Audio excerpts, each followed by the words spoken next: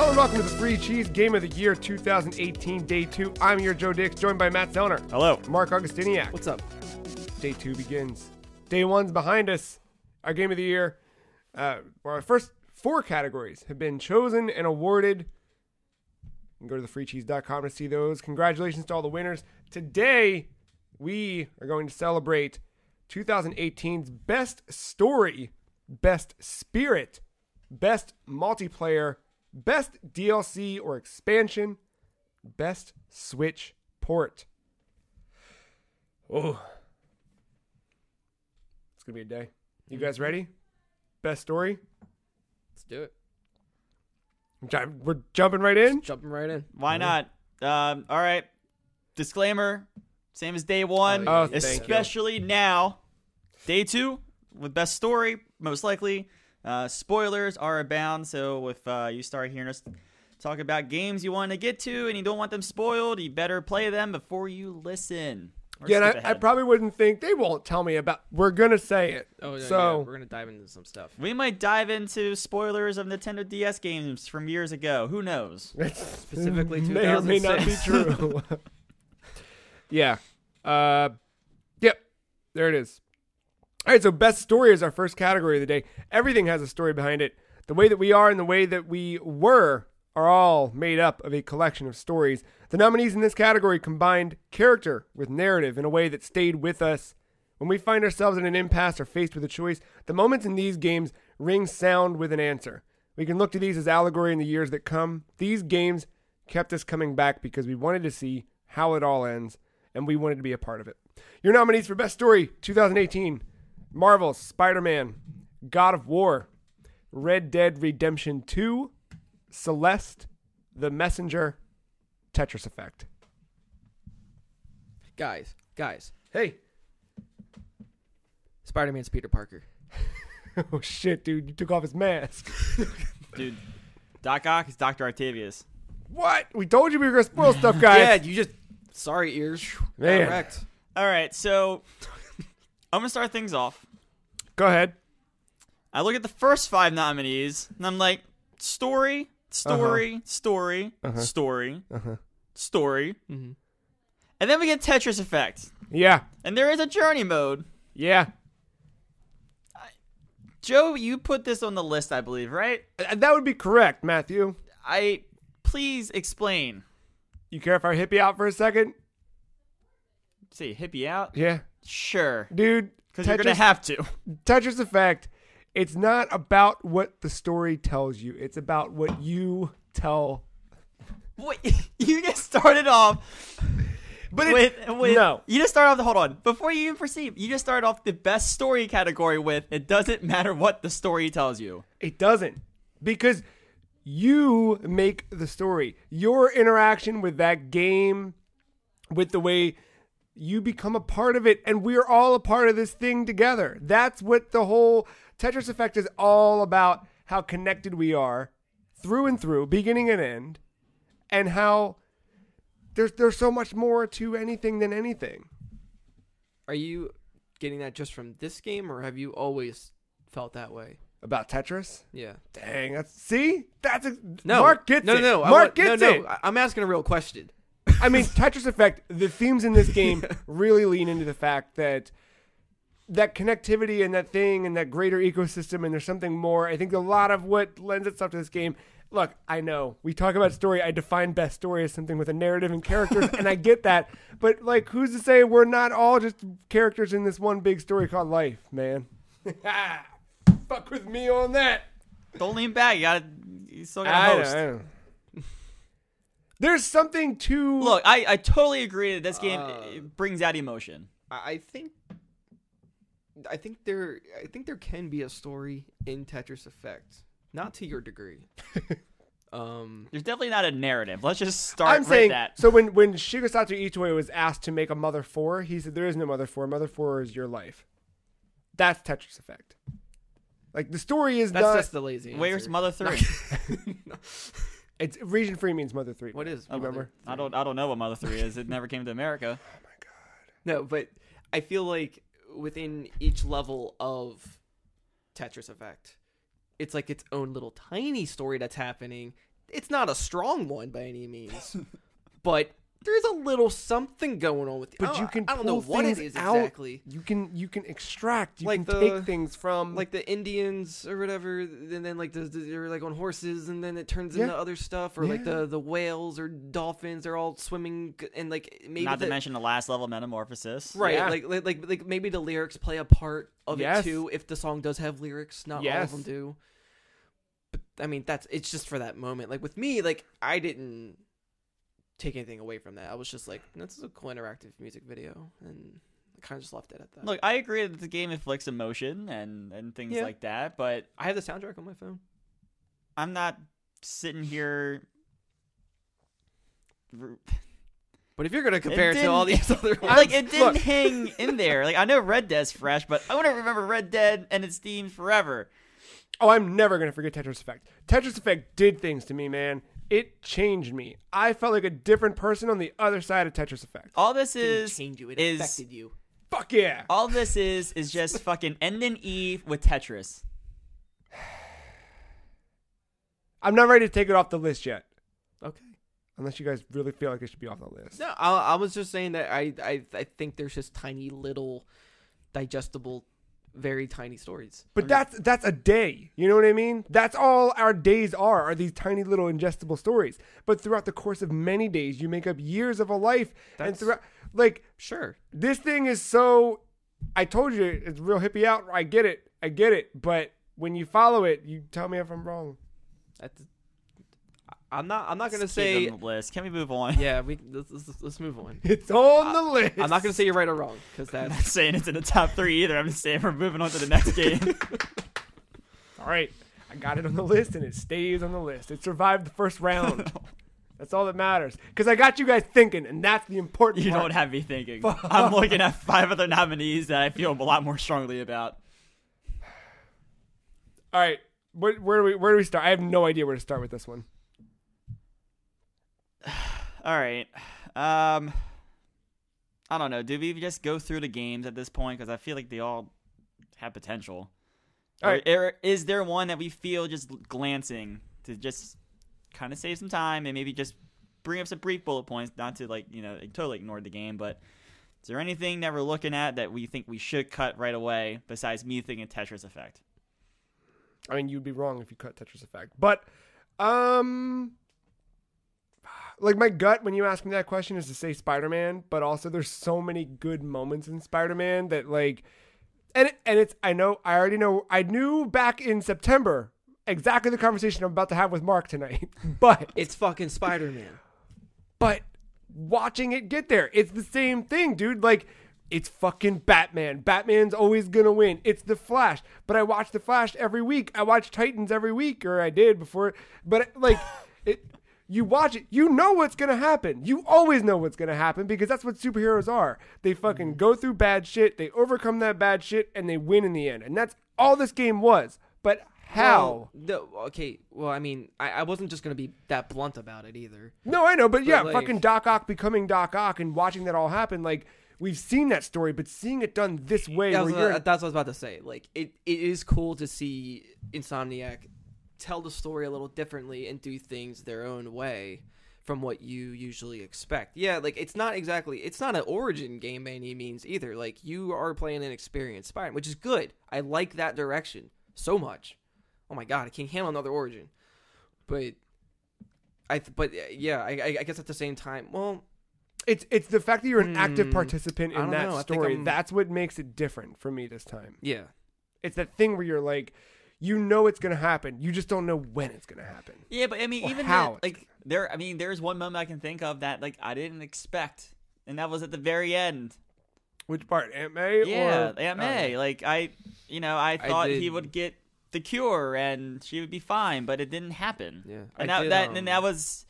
But for that for me is more of a surprise, not a best story moment. Like, that's not a great story moment. That's another thing. Like, oh, I didn't Well, expect that. But in turn, it did teach him about not doing things for himself to do it for others. It's for because sure him helping Aunt May is technically a selfish act. it's a pivotal character And- moment. I'm not saying, and that's Yeah. going to lead into something else, of course. Yeah. for me, the greater part of that story was the fact that of everything it told, like just the way that Peter's interaction with his world and those around him. And it's funny that we're having this conversation now because literally last night, Katie and I had a really long conversation about superheroes and they're the other sides of superheroes, right? Like, what makes Iris interesting? Well, it's because she's attached to Barry. You know what I mean? Like, but otherwise, like, Iris is just bland, and that sucks because Iris could be and should be so much more than that. Right. You don't have a lot of that, and like in this game, everything is all about how everything interacts with Peter, and you feel like you are Spider-Man when you're playing it, but more than that, like you get to feel the world and feel the characters as they should. I don't know. I don't know what I'm trying to say anymore. That Spider-Man himself carries the story, and without him, it's not much to go off of. I mean, but there was even this, like, it wasn't just Spider-Man's tale. It was kind of like the tale of the city almost, because you have Miles' parts and Mary Jane's parts involved. Like, gameplay-wise, they didn't shape up that well. But, like, you know, what they were doing story-wise, I understood. And you're kind of getting the story from all three viewpoints. And Mary Jane was kind of on the news end, kind of get it from, like, the city angle. Peter, like, you know, it's him as Spider-Man. And Miles just being, like, an average citizen, just being struck with tragedy. Here's what I like about Spider-Man. Looking at this list of games that we've got on here, Spider-Man's the one game that didn't do anything gameplay-wise different. Or, like, for me, I felt like the combat was mediocre. I felt like the traversal I'm never going to say anything bad about. Getting around that city feels incredible. But for me, by the time I got to the end of that game, rather, the end of that story, I stopped. I didn't platinum it because although it probably wouldn't take me long to platinum, I just didn't feel like going. It was a grind. For me, that game was over when the story was over. I think the best thing that game has going for it is its story. Not to say that there aren't gameplay things that I enjoyed because I played the fucking game, but it was the story that kept me going through. Where some of these other games in the list, gameplay first over everything else. The story's there. Stories, I think, well, we'll talk about Celeste later. But, I don't know. What are you thinking? I mean, I think at this point, we shouldn't cut anything. I think, you know, maybe we should do a brief recap of everything. Like, I don't know. Like, I don't know, because, like, for me, like, I'm the one who's seen Red Dead 2 story and God of War story, and I'm sitting here thinking, like, kind of like, I loved Spider-Man. I love that story. And I know you said about Tetris Effect conflicted emotion. Like, well, my thing with the Aunt May thing, yes, it was a surprise, but because of that surprise, my expectation went another way, and I was hit more emotionally hard with that moment because of that, because it was a surprise. But, like, I'm sitting here thinking, like, you know, going through God of War and going through Red Dead, like, those are two games that story-wise held up better for me. I know you're saying, like, gameplay first in those games, but the story holds up just as well in those games, in my opinion. What is the actual story in Spider-Man? So, Peter Parker is a boy. Oh. It's the origin story. It's no, no, but, like, there's a certain, like... Yeah, Mr. Negative. Yeah, Mr. Negative's your kind of catalyst for everything. So, Mr. Negative... He's, like, the main antagonist of this whole thing. Well, at first. Well, it all starts with, like, the tutorial mission, where you play Kingpin, or, like, you face Kingpin, and you essentially defeat him and have him arrested, and he says, without me, the city's going to fall. And that's when kind of Mr. Negative comes in, swoops into the city, and then it becomes a pursuit of... turf wars and... Yeah, exactly. And then from there, you know, Mr. Negative, and he pretty much rises an army, and it all kind of comes to, like, a head at the... ball or whatever the fuck. It was because the cops saved Spider-Man, Miles' dad, yeah, and then they were giving him, like, an honor at, like, the mayor's outside the courthouse or whatever. Mr. Negative essentially does what, you know, like a suicide bomb terrorist attack kind of thing, which ends up killing Miles' dad, and that kind of Peter's there, he gets wounded. Yeah, I'm trying to think, like, what's the catalyst after that? Because he's still pursuing Mr. Well, Negative. so you're always chasing Mr. Negative and trying to figure out who he is. At the same time, and forgive me because now I don't remember the guy's alias, but when he's not Mr. Negative, he's the dude in charge of the shelter that Aunt May Peter works at. Positive. Yeah, Peter Positive works. He runs the shelter that Aunt May works at. So you kind of have that piece of the story, like that duality piece, and you're and kind of funny that they Cat work and with Mr. mouse Negative with kind of duality, thing. but you got that duality to Mr. Negative and his other side of him that's humanitarian and whatever. All the while, Peter is trying to. Everything with Peter is always duality, right? So he's trying to balance being Peter and being Spider-Man. Right. He's trying to balance being Peter Parker, the boyfriend, or maybe not boyfriend, and Peter Parker, the scientist. He's trying to balance between being the coworker and the friend. Like, there's all of these things he's always trying to balance, and it's always a choice for him. Which thing do I ultimately? You know what? I really like this story in Spider-Man a whole lot. So yeah, I mean, like you finally. So it ends up like you finally track down Mr. Negative. You defeat him, and he gets arrested. And he's taken to the prison. I forget the name of the prison. It's offshore. It's offshore of the map. Like you can see it, but you can't necessarily get to it because it's too far of a swing. Arkham Asylum. Yeah, the Marvel's. No, yeah, I Arkham. don't even think it was Arkham. It was or not, but I don't think it was definitely that. not Arkham. No, I know that. I know. But then that's when, at the same time, you've been like pretty much like an intern to Dr. Octavius. And he's been building pretty much a prosthetic that it is very advanced and works with neurons. So at a moment's thought, like it can control. It's kind of revealed that he starts to have some kind of like brain. Oh no! Sorry, not the brain. It's The spine. It's the thing that the scientists have. What the fuck's his name? The one who died this year, I think. Got me. The physicist. What the hell's his name? Oh, Stephen Hawking. That's it. Yeah. What did he have? Lou Gehrig's disease? I don't remember what he had. I don't know. But it's Don't know. essentially like that. Like all his limbs are shutting down. So not only does he want to not only does he want to be known for making this breakthrough, but he also kind of needs it for himself.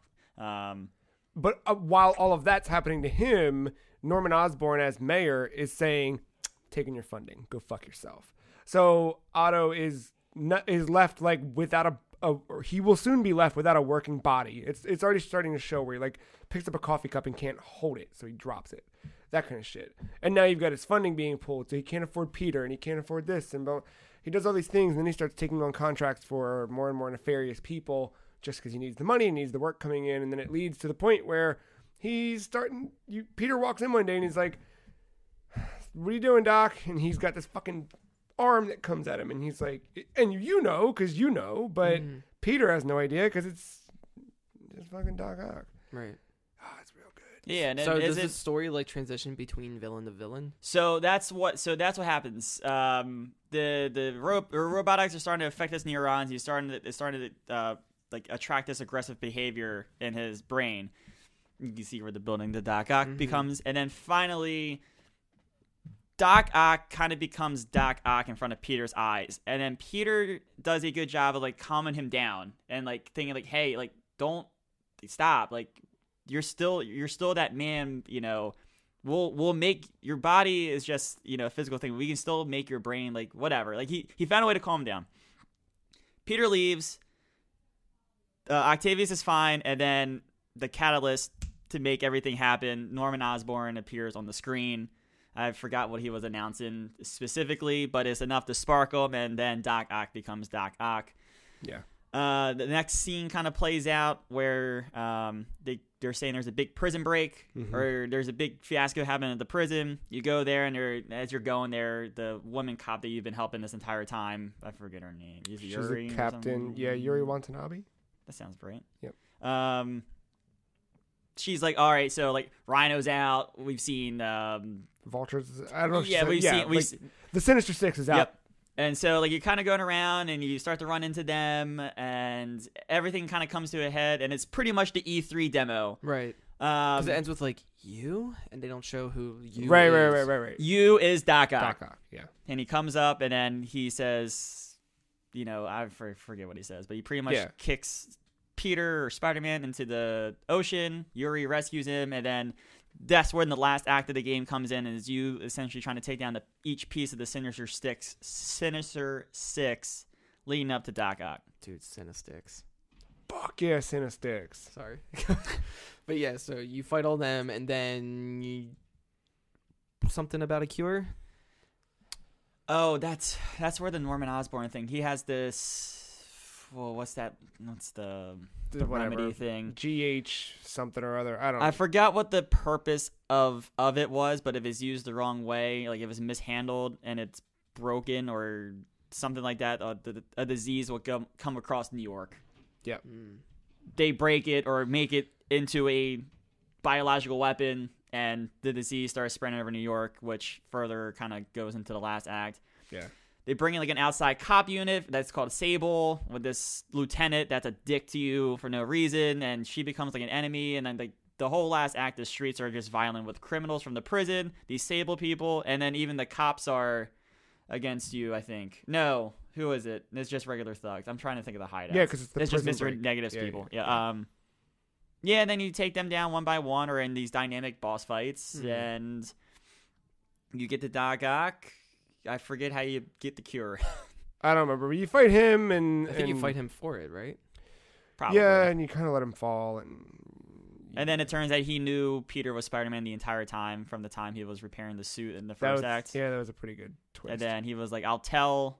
He's like, give me... What was it? Give me my arms or I'll tell everyone who you are. Yeah. And Peter walked away knowing that his identity might be revealed. Yeah. There's also that little post-credits thing with... Yeah, so that plays into the side missions too, but this could be like a lead into the next game possibly, where... this part I was excited about. Yeah. So the entire time you're helping these facilities this is a side thing, these hairy facilities, and the entire time he's just like, man, I wonder how he's doing overseas. I forget, like London or something like that. whole, Harry Osborn? Harry Osborn. Yeah. There's this whole like thing about Harry where he is studying abroad or some shit, and Yeah. you track like journal entries where he's like, today's the day I'm gonna go away, and like it's always like a... And it starts to thing. become more nefarious because there's a spot, like I said, there's those Mary Jane gameplay sections, and one of them is actually in the Osborn's penthouse. And you're kind of going around and collecting these clues, and like Harry's like it becomes even more ambiguous. Like he's like, I'm following my dad's orders here. Yeah. I don't know if this is gonna work, but I hope it does. And then those clues kind of build up, and the game doesn't do anything with it until this post-credit scene. Yeah, the game kind of like leaves it hanging. You're like, you forget about it, and then the post-credit scene pops up. And it's this lab, the secret lab that you find as Mary Jane in the penthouse. And then there's like this sectioned off like piece of it, and it kind of, I don't know, it kind of looks like it's part of the wall in a way, but it ends up, Norman opens up this tank, not opens it, but reveals like the window, and it's Harry like consumed by some kind of symbiote, which you would assume Yeah. it's like a Venom. And or even Carnage. more, that same room Mary was once in, she was just standing right in front of where Harry was without realizing it. She had knocked over, or not knocked over, but a spider had crawled on her, and she freaked out. And then when she got out, she, without knowing, carried the spider, and it jumped out, and then it bites Miles before the end of the game as well. So there's all these little things that just are interconnected. Just having Harry as Venom is my favorite thing. Yeah, it's a weird turn. I'm curious to see how it shapes out. We've talked a lot about Spider-Man. And we're gonna be, I mean, that's gonna be all these things. Yeah, I know. Mark, tell me about The Messenger. Well, that game starts off, there is an island that is full of ninjas because they're at a time where I believe I can't remember if it's only men on the island or something that are left of a human civilization, and they are left to train for survival and like to defend themselves. So it's like an island just full of ninjas. It gets attacked by this evil demon king, and then some Western hero from the future arrives to save you and hands you a scroll. He tells you to deliver this scroll to the top of this mountain. That's how you are the messenger. And once you do that, you will be helping saving this world for some reason. And as you're going along doing that, you are guided by this shopkeeper. And pretty much just giving you hints and giving you heads up on like these certain bosses, because this shopkeeper is interdimensional, sees and has been everywhere, knows everything. It knows everything, every boss you're gonna fight. So you're kind of forewarned a little bit as you go on, and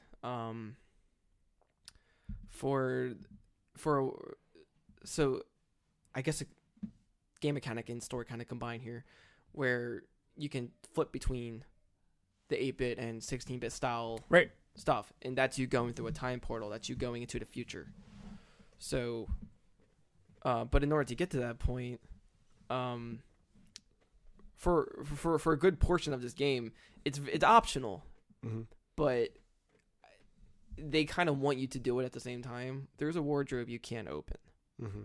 and for the longest time, the shopkeeper will tell you, you can't open this. It's just please stop. Like, if you keep trying to do this, I'm gonna tell you a very long, boring story that you cannot skip. And like, I'm warning you. And like, it's really funny and witty the whole time. Yeah. And I've tried it, and he does. He Yeah. sticks to his I've, word. I've seen that as well. There's like a good 3-minute Yeah. thing you can't skip.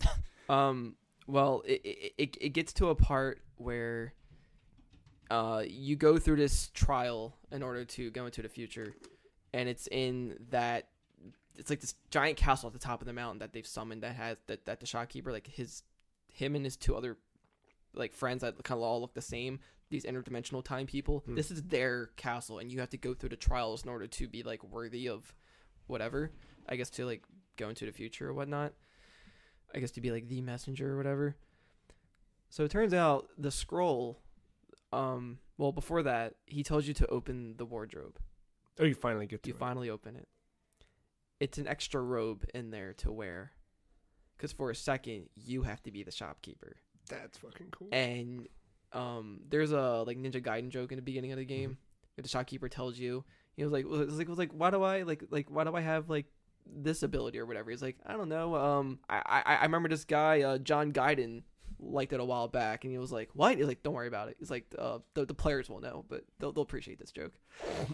That part, that same scene happens with you as a shopkeeper, and the new hero that comes in is like a futuristic soldier that you saved with a gun, and it was supposed to be like a nod to Metroid.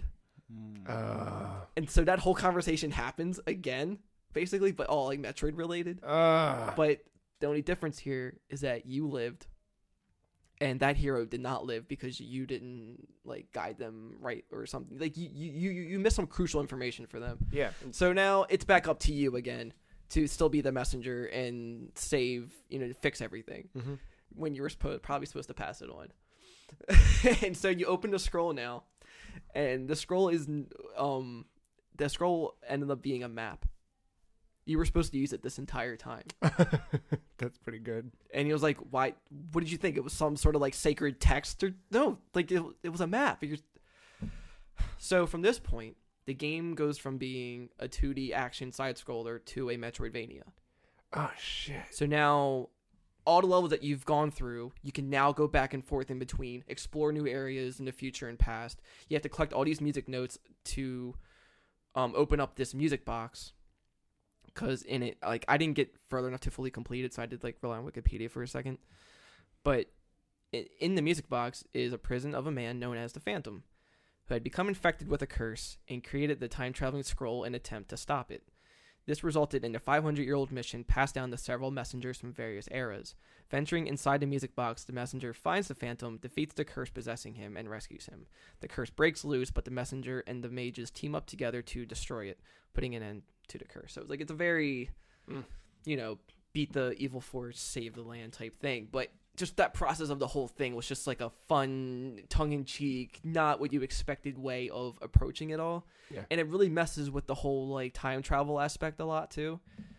Just with the way that you're interacting with everybody, and it's weird because it's like there isn't technically much story to it other than that, but you have to go. But the interactions between the other characters is kind of what adds a little more impact with it, especially with like the shopkeeper and the dialogue between him and your character, like because like he talks too, but like it's just it made everything more sentimental, I guess. Well, time travel is an easy thing to fuck up, and when they do it right and they do it well, And they do it in a way where it's a mechanic with Yeah. platforming. So, like, if you have to zip line, you will zip line into the future for a second just so that wall becomes a floor that you can land on. that's pretty. And then you have to zip line upward and go back to the past to reach another obstacle. Like, Yeah, I like that.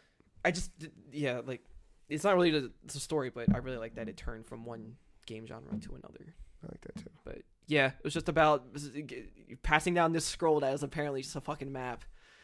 But that's And good. it's like, and you have to keep repeating this with different people. Like, so the person before has hit all the same beats that you have, and for 500 years that's had to happen. But then it ended up you were the one who broke that chain. Fleetwood Mac. Yeah, That's good storytelling, though. yeah. I mean, for a game like that, I mean, I can't be a Spider-Man, but No, it's still really good. Yeah. Where are we going sorry. next? Celeste. All right. Celeste, not unlike Tetris Effect, I think personally weighed a lot on me playing it. Celeste is a story of Madeline climbing a mountain called Celeste. Like But Pizza. exactly. But as she tries to climb the mountain, she's kind of haunted by this shadow figure that looks kind of like her, but is not her. And the game the game very openly, both through the story told by its developers and how they messaged and marketed that game, but also the in-game themes too, really lean into the fact that we all, and in this game, Madeline we've all felt anxiety and depression and those bad things that suck and whatever.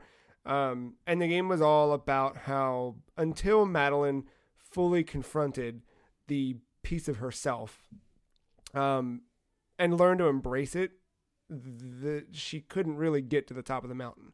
And the way that it was told was, in a way, like the game itself, like you couldn't tell this story without the game, right? Like the gameplay, so much like how you described The Messenger, the gameplay ties into the story. Like the difficulty of platforming ties directly into who Madeline is in that moment, what she's going through, and what she can't get over, literally in her case. Like an interactive metaphor. Yeah, and there's so much of that that's just kind of interwoven and compounded through and through. And it just felt a thing, like you feel like a moment where when she finally becomes one with herself and works together in tandem, you feel like you've overcome something and you feel like you've reached the top of the mountain.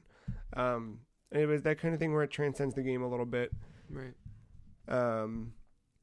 And all the things and the characters along the way that are a part of the mountain for one reason or another. Like it's another one of those, like, we're all in this together kind of things that. That's cool. Did I miss anything? No, you got it. I mean, that game doesn't weigh heavily on like the cutscenes. Sounds like much like The Messenger from when I played does. I mean, like you said, that game's story is told through its level design and you getting through the level. And there's even that reflection character of Theo, which is nice. Yeah. To bounce her ideology off of, because like in a weird way, like even though you're playing as Celeste, you can't necessarily relate with her. Madeline. Oh yeah, sorry. Like you can't relate with her, but you can kind of see it from Theo's point of view. Like, just be more positive than her saying she can't or whatever. So I thought it was a neat little twist to the story there. I feel like I'd probably relate to Madeline. I mean, you Yeah, definitely with that. can. I mean, Yeah. but like, it's nice to see it from the other point of view as well definitely. in the game. Well, and also, like, that's the thing that happens so frequently. Like, when you're, like, just you want to die and fuck everything and this sucks, and then someone's like, just fucking be happy. And you're like, I Yeah. can't. This sucks. And then they're like, well, not with that attitude. yeah, right. Because it is so much mind over matter. Like, it is that, but also, I fucking can't. And this game was, total embodiment of I fucking can't. And then that thing where you look inside yourself and there's a hero, Mariah Carey. Mariah Carey. Okay. Yeah. All right. If you look inside yourself, you don't have to be afraid of who you are. You know, that's Celeste. I like that. There's an answer. It's a very personal story. I mean, a lot of these are personal stories, but like this one feels like more personal on like a mental, emotional like side of it. Yeah, again, like not unlike Tetris Effect, I walked out of Celeste being like, I am different for having played this game. For sure. What do we got? Red Dead and God of War. All right, I'm gonna try to get through both of these as best I can. All right, so I'll start with Red Dead Redemption because it's still fresh in my mind after recently playing it. You play as Arthur Morgan, a member of Dutch's gang. Dutch, as you know, Dutch van der Linde, is one of the antagonists in Red Dead Redemption 1. So, yes, this is a prequel to the first game. So, yeah, it's actually about you and the adventures of that gang leading up into somewhat the events of the first game. So, yeah, you start off as Arthur Morgan. Everyone's happy-go-lucky with the gang. Actually, no. Sorry. You start off escaping a heist gone wrong in Blackwater, which Blackwater is a prominent town in the first game. So you're actually in the snowy mountains trying to avoid the law. Things aren't looking good. You're actually running out of food, very cold. So yeah, you there's a mission where you end up raiding a house to get some supplies, meeting one of the pivotal characters later on. You rob a train, which ends up being owned. Cornwall. That sounds right. Cornwall sounds right. Cornwall sounds right. That kind of sparks some of the events that kind of keep going. So, this man Cornwall has a lot of money. He's in the coal industry. So not only is the heat from Blackwater after you, but you kind of start to find out he's funding the cops as well to keep kind of going after you. So you finally, the snow breaks up. You can kind of move camp, find a site, and that's where Chapter 2 starts. And then from there, like the events of Chapter 2, not much happens in there. It's kind of more you getting along with your gang, trying to form relationships.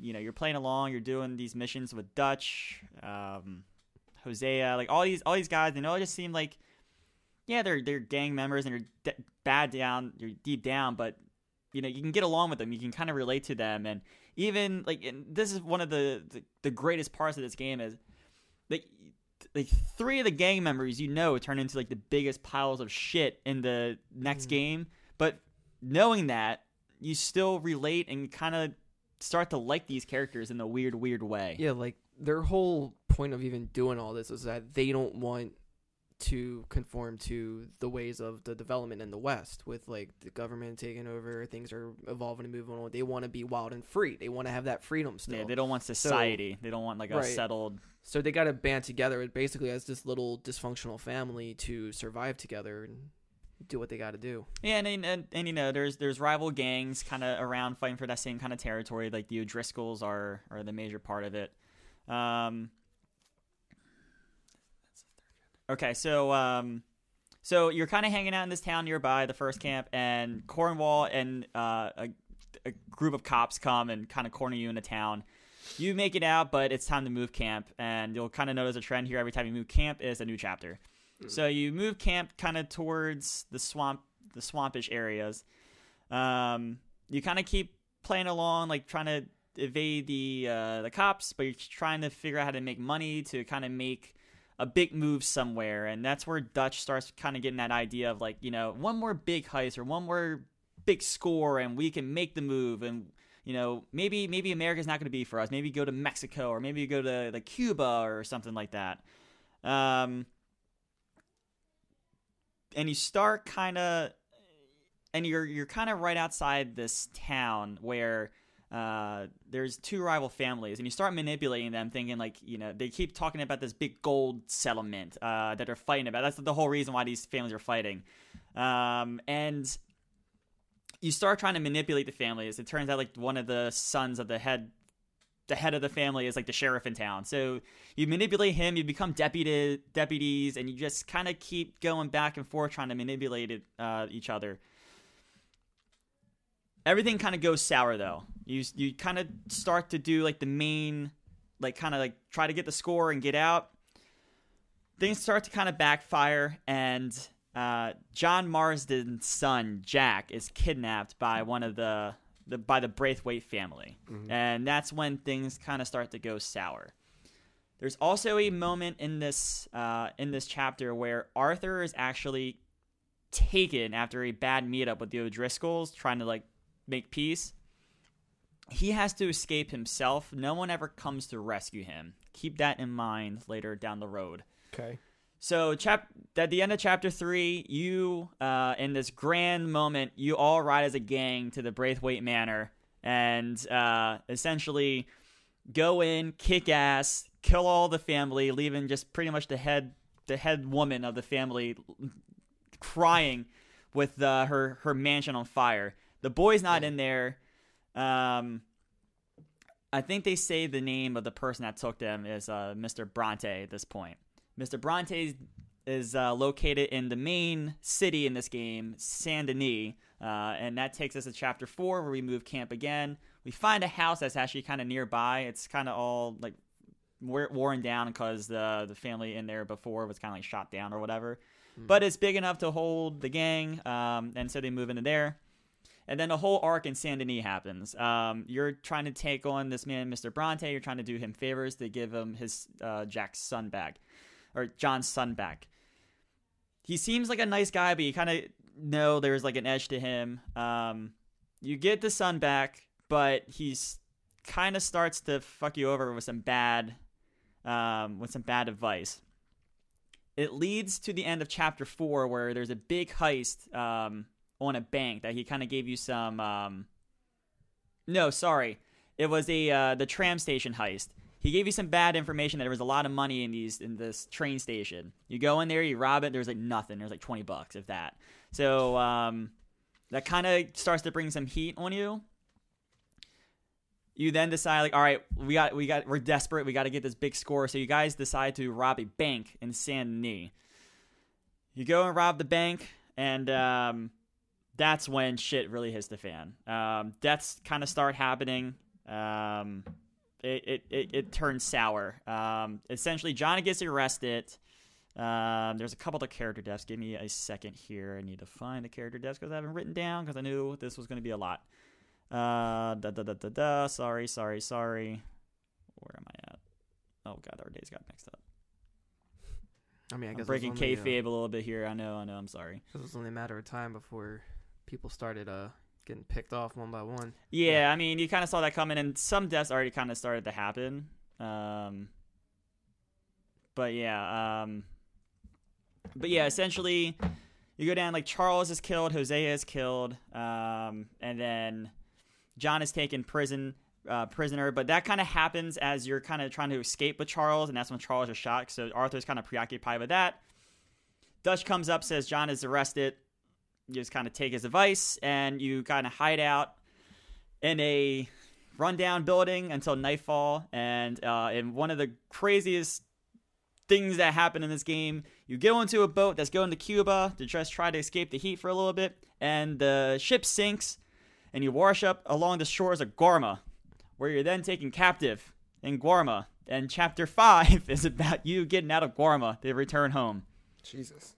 So all these events happen. You eventually get out of Guarma. You go back home. You find out you're at another camp. You find the camp. You meet up with all your gang members. Dutch is like you can tell something's kind of changed in Dutch this entire time.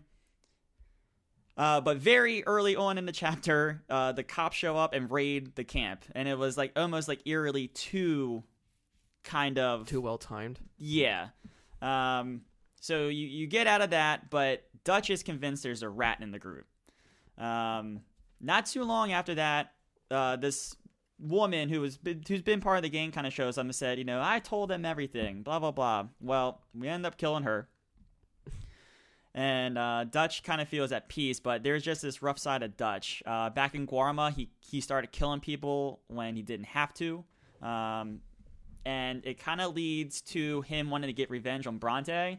And he ends up, he didn't need to kill Bronte. He had him captive or whatever. He couldn't turn him in, gotten gold for him, held him ransom. Just kills him, like, ruthlessly. And Arthur and John and some of the more sane people of the gang have been like, Dutch, you never kill. Why are we killing now? What's wrong? He's just saying he deserved that, or she deserved that, or blah, blah, blah.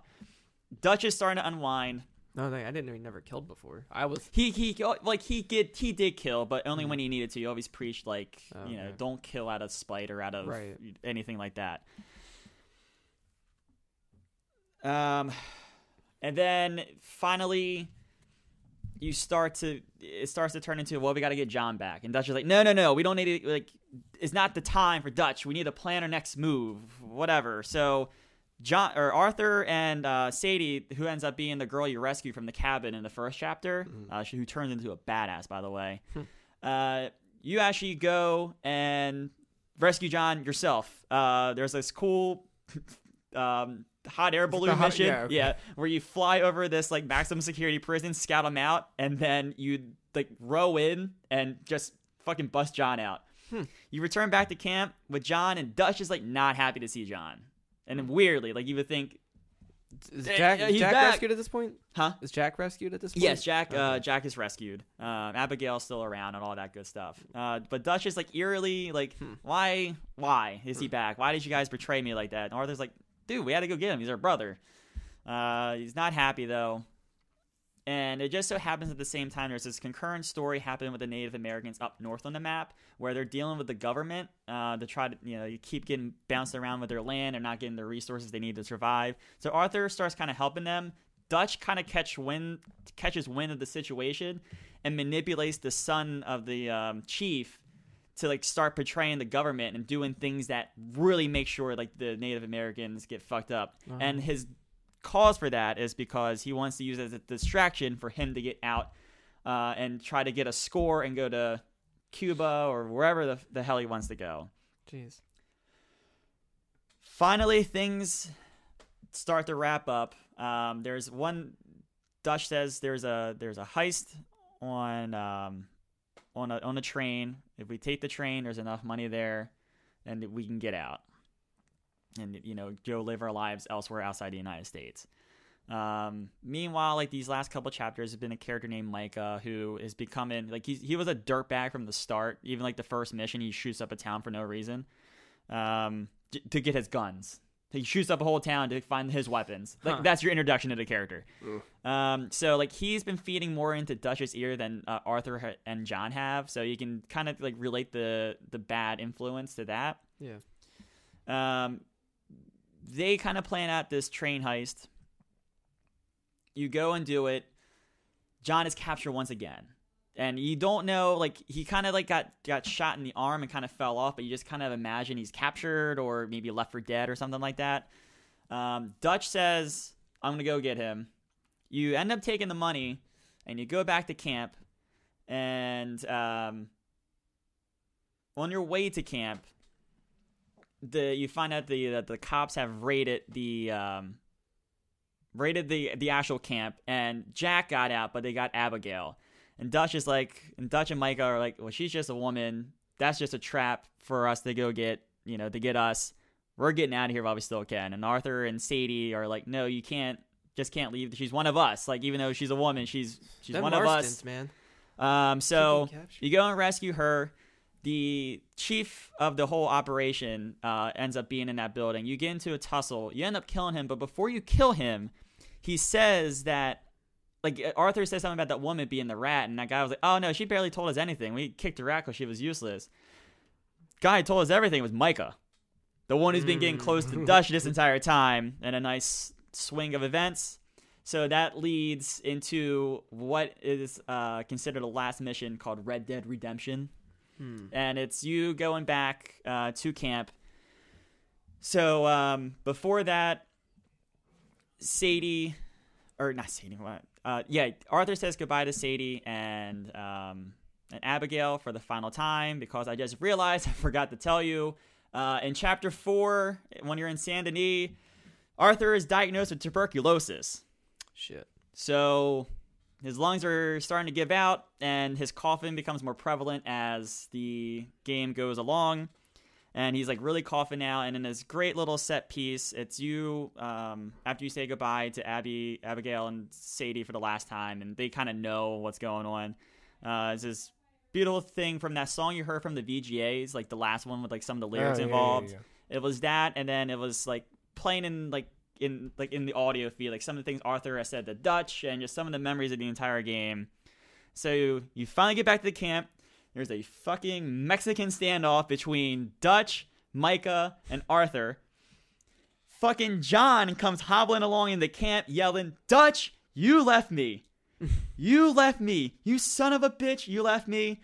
So then he gets involved in the goddamn Mexican standoff. So everyone's kind of yelling at each other, and Arthur's telling Dutch that Micah's the rat, and Micah's trying to deny it, and he's like, no, the Pinkerton told me. Micah's the fucking rat, blah, blah, blah. The cops come raiding the camp. Everyone needs to flee. You and John kind of go separate way from Micah and Dutch. You kind of escape, and Arthur's lungs are finally just giving out. John is like, oh, no, like, let me help you. And Arthur and John kind of say their final goodbye. He says, get out, go live your life, take care of Abigail and Jack. So John gets away. Arthur is kind of like trying to get away, but he's struggling. He's getting shot at. And then that son of a bitch Micah comes along, and it turns into like this giant fist fight. Arthur is weak. You're not really doing much damage when you can't get a punch off. You're taking a lot of damage. And you get enough damage off where you kind of are both stunned, and Arthur is trying to like crawl to a gun. Once his hand reaches the gun, Dutch's foot kind of steps on it. And it's like the final like thing of like Arthur trying to convince Dutch that Micah is a fucking rat. You need to kill him. He was the downfall of all of this, not Arthur, not John, not no one. It was Micah, and you've gone crazy essentially. This is where, so there are some decisions that can be made in this mission to adjust the ending. Mm-hmm. I went with the, kind of save John, and my like prestige or like my outlaw level was all the way to the very good side. So I got what was considered to be the perfect ending. Okay. It's very easy to get your outlaw level to the very good side, by the way. So I got this ending, and essentially Dutch leaves the scene, Micah leaves the scene, and Arthur kind of just sits himself up on the rock. He watches the sunrise and then kind of peacefully dies in a way with a bunch of fisticuff bruises. How Breaking Bad of him. Yeah. And then that leads us to the epilogue. Damn. And then so the epilogue is about John trying to like become a good person, get honest work. They find a ranch, he finds a job, but he starts to become like the tough guy because there's a rival farm trying to take resources and supplies. Well, Abigail's not happy that he's trying to become like a gunslinger again, all that. So she takes Jack and leaves. Before she left, she had mentioned that she really wanted to buy this ranch that seemed like inexpensive enough and needed some upkeep, but they could pull it off. Yeah. So the entire time is John trying to, earn money to get the ranch. It's him going to the bank, getting a loan, pretty much signing his life away, and him trying to make ends meet with the bank so he can keep building this. He stumbles across Uncle, who got away from the whole, before things got really bad, and Uncle starts helping him. There's another person from the gang that's helping out the entire time. And essentially Abigail does come back after he writes a letter to her saying, I did what you wanted. And then Sadie comes back one last time. And you've been kind of working with her for some bounty hunting missions for some extra money. But she comes back and she's like, I found Micah. He's up in the woods, up north in the Snowy District. He's got his own gang with him. Do you want to do this? And John leaves. Abigail's pleading with him not to leave, but they go up. They fucking battle through the camp. Micah's right there. And as John is about to pull the trigger on Micah, fucking Dutch steps out.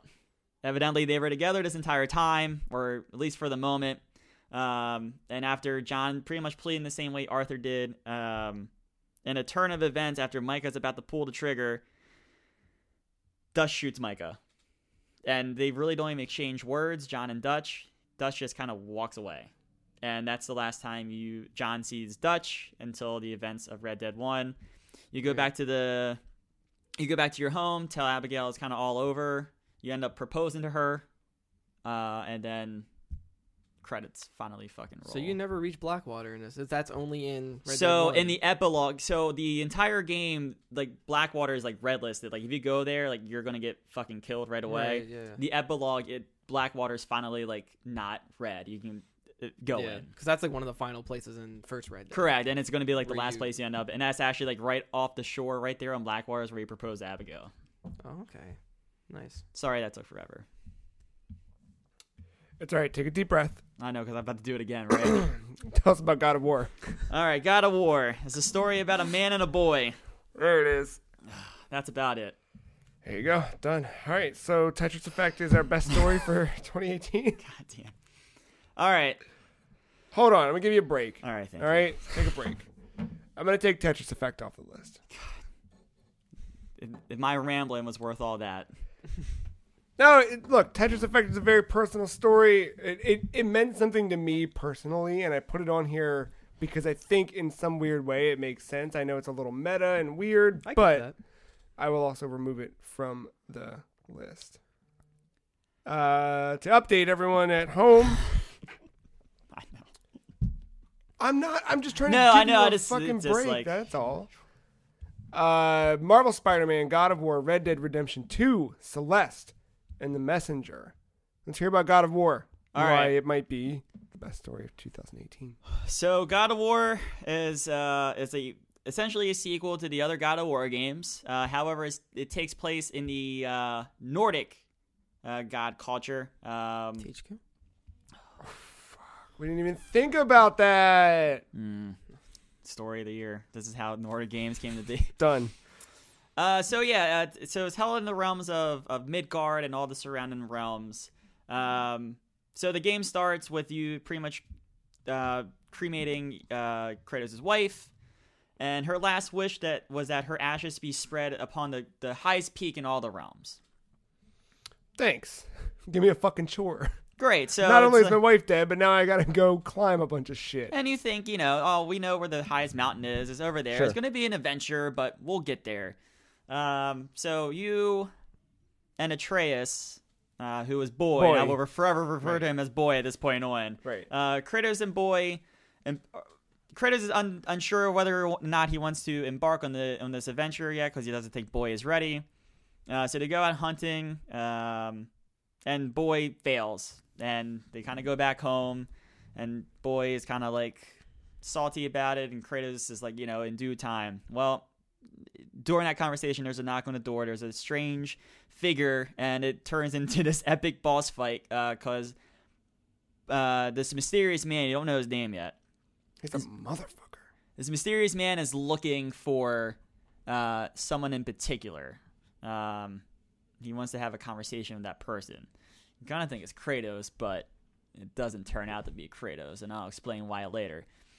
So Kratos' wife had this protective barrier over their land when she was alive, to try and keep monsters out and all that stuff. Well, that of course went away when they left the land for the training.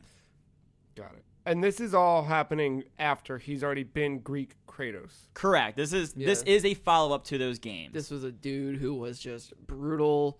He'd murder Correct. his former family under Ares's, I think, control. I believe. Or is it Athena? Athena, maybe. I think it's Athena. So Yeah. it wasn't intentional, Yeah. but he's forever haunted by all that stuff, while killing every Greek god out So there. yeah, and then you got to think like Kratos has always been a man who just yells and kills shit. Like in this game already, like in his interactions with Boy, he's still very much kind of Kratos, but he's not yelling all the time. He's very calm. He's very. He's not different. like he's very stern and he's very strict, and he doesn't accept failure. But he's not yelling all the time. He has a little bit more character and kind of emotion. Yeah, you're not used to seeing him being a dad. Yeah, and he's not great at it, and he kind of never gets better at it during the whole thing. But like, it's still weird to see him have to interact. with his son. So because of this, man, you're kind of forced to leave and start this adventure earlier than Kratos has wanted to. You're kind of stumbling along. You kind of run into your first roadblock when you find, I think it's a wounded hog or turtle. You kind of get introduced to the Witch of the Woods, who's the kind of first side character you run into. She helps you out. She actually replaces Atreus' arrows with like upgraded ones. So his were used to be made of mistletoe. This one is made with some kind of magical power. Atreus is the boy. Yeah, sorry, boy. I forgot. So boy has, she gives them upgraded arrows, and she actually helps them go through this black mist to get to what would be the highest peak in the realms. Because either like she has the power to do that, or you need the Bifrost. So she kind of takes you through, and then you end up obtaining the Bifrost, just through going through caves and stuff like that. And then that leads you to the peak where you think it's the highest peak. Well, the mysterious man is there, talking to the cousins of Thor. Their names are... Oh god, what are their names? Why can't I remember it? Bor and Kor. It's something. It's Modi and Magni. Cool. Could have been Magnus and Magnus. So, and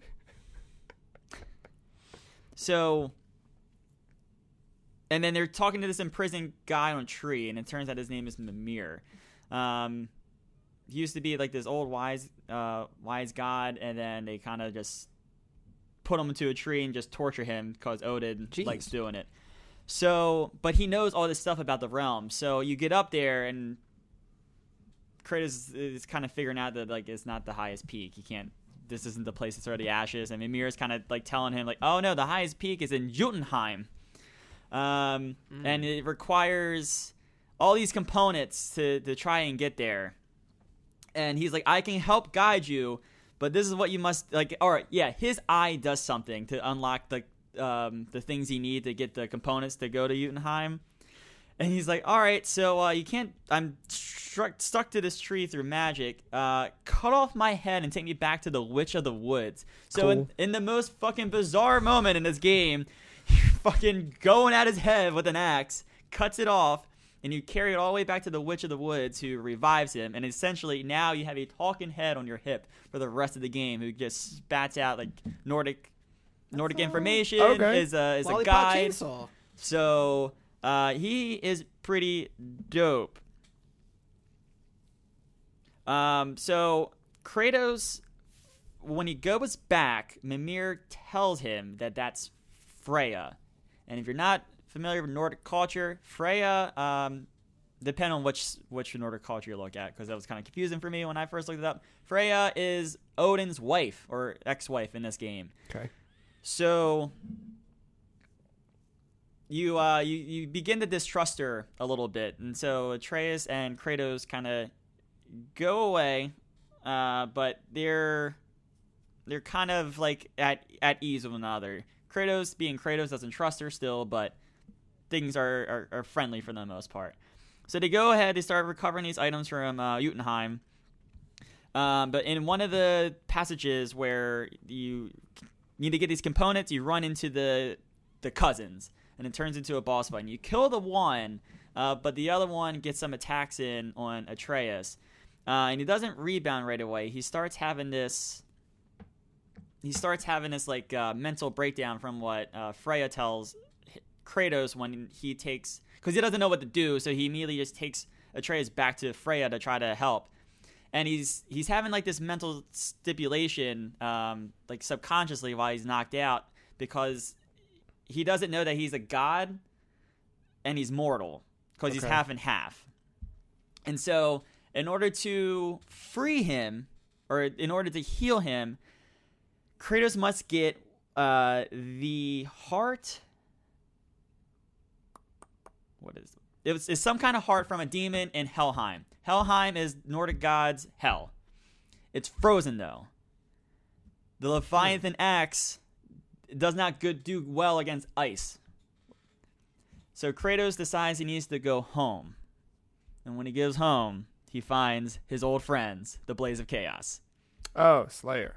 It's funny, before he leaves for good, Kratos actually peeks underneath the floorboard and like glances and like kind of puts it away and wanders off. And you're like, you kind of from the start, you're like, oh, what was he looking at? It's the fucking blades. Got it. So in this epic cool moment, you get the blades and like all these fucking demons start coming after you. All this shit's on fire and you're just fucking whipping these things around. It feels amazing. It feels so good. You feel like the fucking god you are. For probably one of the first times in this game because of your skill tree, you've been kind of building it up here slowly. So you attain them and you start going to the realm place where you're going to use the Bifrost to go to Helheim. And on your way there, you're kind of canoeing through, and Athena comes back to actually haunt you, and it's kind of giving you like foreshadowing, but it's like also like, hey, remember what you did. It's probably recapping so players. Yeah, exactly. It was like a recap, but it was also like a way of like using that recap as a foreshadow because she specifically mentioned like Kratos killing Zeus and killing his father and all that stuff. And she's kind of planting that seed that Atreus might try to do the same thing once he finds out he's a god. So you go to Helheim, you kill the monster, you get it back to Freya, the witch in the woods, you heal the boy. Kratos tells boy he is a god and he becomes a son of a bitch. He becomes cocky. He's not listening to Kratos. He just becomes a little fucking bastard. So they had to go. I don't remember the next plot point here. Surprised he told him. I'm sorry. I'm trying to remember the next plot point here. I apologize. They go to Jotunheim? Not yet. Not yet. Oh, shit. I'm sorry. Fimbulwinter? These names mean absolutely nothing to me. Midgard? Oh, that's right. They stumble upon the other cousin. And they end up... Atreus ends up murdering the cousin when like he was like, super weak. And Kratos is like, what are you doing killing in spite? Like, he was weak. He was defeated. He did not need to be murdered like that. And then he just fucking... That's big talk coming from Kratos. Yeah. So they thought they had the components, and with Atreus being healed, they were going to the gate to Jotunheim, which is the end goal here. Well, when they're about to use the components, Baldur attacks them, ambushes them, and instead of going to Jotunheim, the portal's actually destroyed, and they end up going to Helheim, which is the frozen hell again. And then the entire time, as they're going through, Atreus is like trying to apologize, and Kratos is like, "Yeah, you can't be fucking ignorant. Like, not, of course, not saying the F word, but like, you can't be arrogant. Blah blah blah." And in that, that ambush, because it was essentially Atreus' fault because he was being cocky and all that and stalling for time, is what made them miss the realm. So he feels sorry, and Kratos just like, take that as a lesson. Just because you're a god doesn't make you the best person ever. We as gods have to do better to make sure the people are good. Like, it was Kratos being like modest and trying to say like, we need to be good for the sake of whatever. So with them in Helheim, they're in this place of Helheim where like visions start to haunt you. So Kratos is seeing some shit from his past. Ooh. Atreus isn't necessarily, or Atreus is seeing it, so he's getting some exposure to Kratos' past for the first time. So some questions are being asked, but you're also seeing the relationship between the mysterious man, and I don't know if I said it yet, but his name is Baldur, and he's actually the son of Odin. Freya, one of many. Odin, Baldur. So you start to see that Baldur, the relationship with his mother, and he kind of banished her away when he found out that she put the spell on him for not feel pain or feel anything at all, and kind of making him the god that he is, why he can stand up to Kratos. And so now with that knowledge, Kratos doesn't trust her at all anymore. They get out of Helheim. Mimir is like, oh, there might be one more thing. So you actually have to go inside the giant serpent's mouth. There's something in his stomach that you need to retrieve to open up like a gate to Jotunheim. You go into the snake, you get out, and as you're coming out, like something's happened to the snake, and you can tell like he's like hurt or he's hurting, and he's like kind of flailing around, was just flailing you around inside. You end up coming out. Baldur figured out where you were at, attacked the snake, and it kind of leads to the final showdown. Freya comes in and is trying to ask for peace because she is the god of like peace and love and all that stuff. So she's trying to like stop you guys from fighting by using her powers. She even brings up a fucking giant that she's controlling to try to interfere, like put his hand and try to separate you all. This whole boss fight is in multi-stages. You end up fighting on top of this giant and like you come crashing down and all that stuff. Well, it finally leads to the reveal of Baldur went to punch Kratos, but Atreus got in the way to kind of help protect his father. Punches Boy, and Kratos looks at Boy. He's like, "Oh no, like you're hurt, you're bleeding," and it like winded but not hurt. Boy's just like, "That's not my blood." The fucking mistletoe that Freya took away at the beginning is Baldur's weakness to make him human again. So the entire time she's been trying to protect Baldur, her son, because she still loves him even though they don't talk anymore because he's pissed off. That leads to the vulnerability. You end up defeating Baldur. Kratos was going to leave him, to survive or whatever, and Freya was trying to rekindle their connection, and she finally is like, "Hey, if killing me is what's gonna make you feel better, you should go ahead and do that." Baldur starts to choke her. Kratos intervenes though, kills Baldur, and Freya is just pissed, and they stop talking, period. Damn. However, after all that, they have the key to go to Jotunheim. So they enter the realm of Jotunheim, and it's the land of the giants. And you're going through, and you're walking around, and you see like these cave, like kind of drawings or paintings or whatever. Hieroglyphics. Exactly. You're walking through, and it's the very familiar story of what you just went through. There is a man and a boy, and all the events of what just happened are on the walls, like pre-predicted. And it ends with a prophecy of Atreus killing, or not killing, but Kratos dead pretty much, and Atreus, or Kratos dead in Boy's arms, if I remember correctly, Mark. And with that, you kind of learn that Atreus is actually Loki. That was the original name that Kratos' wife wanted to give to him. And that Kratos' wife was actually a giant. So he's half god and half giant. And a giant is something that Odin, in the wars in Nordic mythology, wanted to kill. That's who Baldur was trying to get from the beginning. He sensed that there was a giant because of the protection coming down, and he thought it was Kratos, but the entire time it was Atreus. Yeah, and Kratos is the only one that saw that him dying in... That's right. I forgot about that part. Yes, yeah, that's right. Atreus did not see that, so he has no idea, and I don't think Kratos even told him. No, he does not.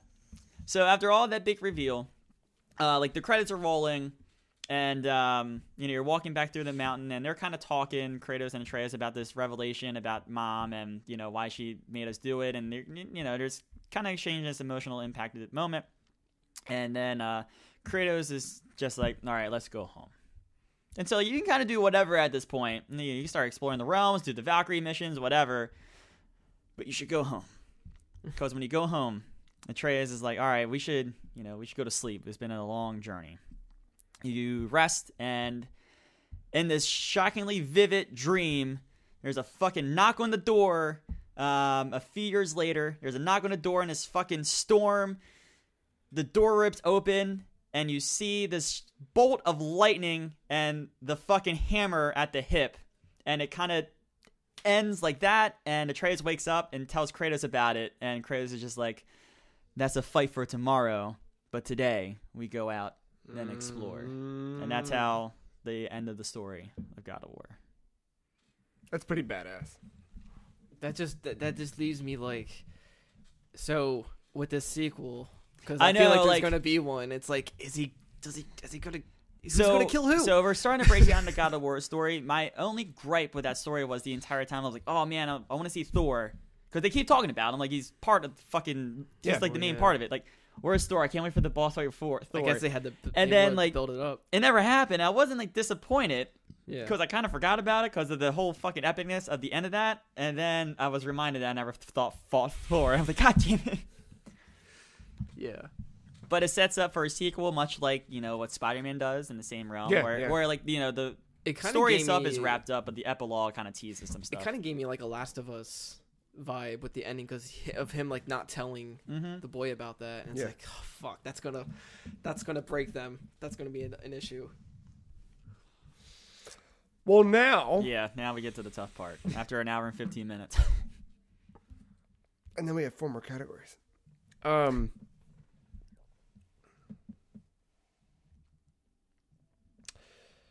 don't know, man. I'm gonna say Scratch the Messenger. Okay, why? Like I do like its story, but it also doesn't go like it feels.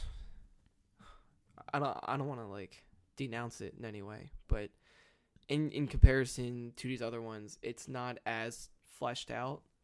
I guess because it definitely wants to put the emphasis more so on the gameplay more than anything. So you kind of need not that complex of a story to get to these points.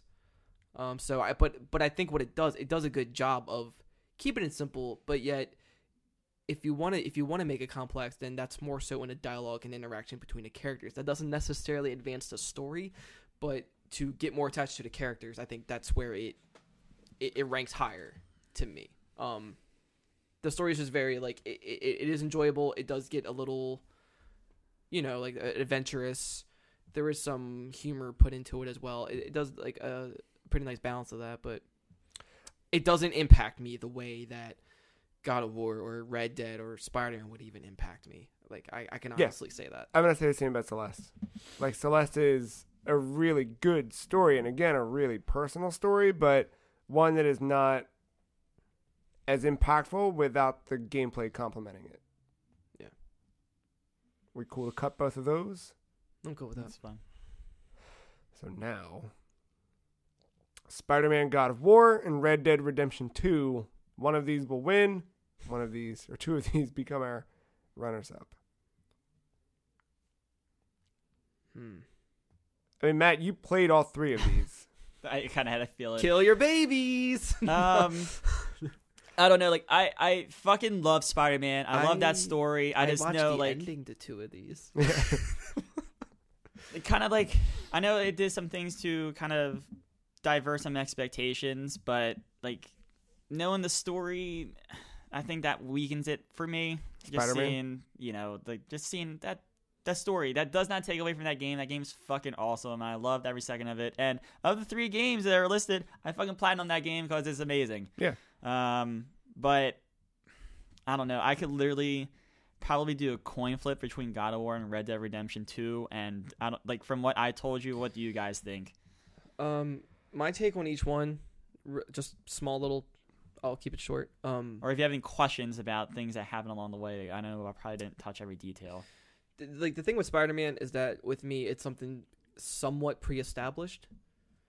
So yeah, there are some shocking moments because it's doing it differently, but also at the same time, it's also familiar.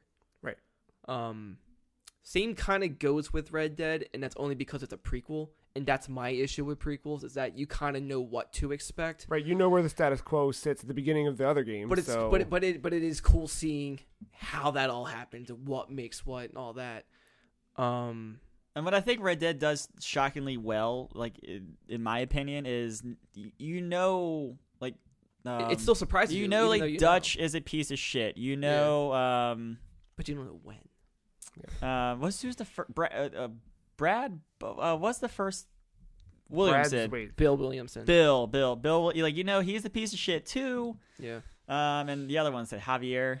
Who's the one in Mexico. Yeah. Like he's a piece of shit too. But like. Yeah. Surprisingly, Javier, like until like the very, very end, like was one of the most relatable characters. You got along with him. Dutch, it just this great character arc of like you actually get along with this person, and then he just turns because of bad influences. And Bill was kind of a dick from the start, but it's fine. Yeah, not as big as Michael. It kind of sounds like because like with like a group of bandits, it's like you it can only go one of so many ways, right? Like we know it's gonna end horribly. Yeah. It's just a matter of time. But yeah, I think just the fact that it is a prequel is like the only thing it has against it. Other than that, I think it has amazing characters and cast. But as far as like a story goes, honestly, God of War to me feels the most unique. Even though it touches on Nordic mythology and that's, been fucking around forever. Knowing these 3 stories now, the one I'm most intrigued to still go see is God of War. Matt just told us everything about that fucking game, but I want to play it. Red Dead. Yeah, like I still want to finish Red Dead even after all this. Like that's how I did the first one. I knew John was gonna die. Right, yeah. And that's what made me want to play it. Yeah.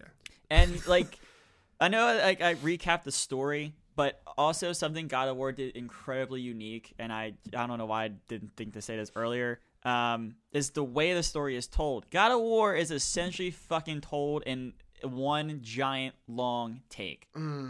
Right. There isn't like... And of the 3 stories here is probably the most unique. Like I know Nordic culture has been talked about in games before, but right, like Red Dead is a sequel, Spider-Man. Yeah. This is fresh in this franchise. Right. Like this, like, especially for Kratos.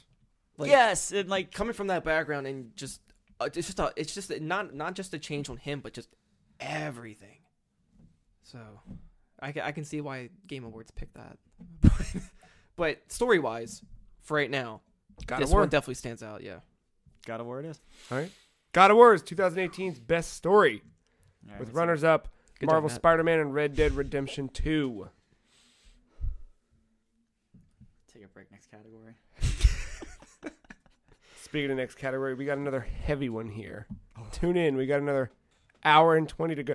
Best Spirit is our next category. It should not take as long as Best Story. Best Story is one of the biggest categories, and traditionally we have done Best Story on one of the final days of Game of the Year. We wanted to do it up front this year.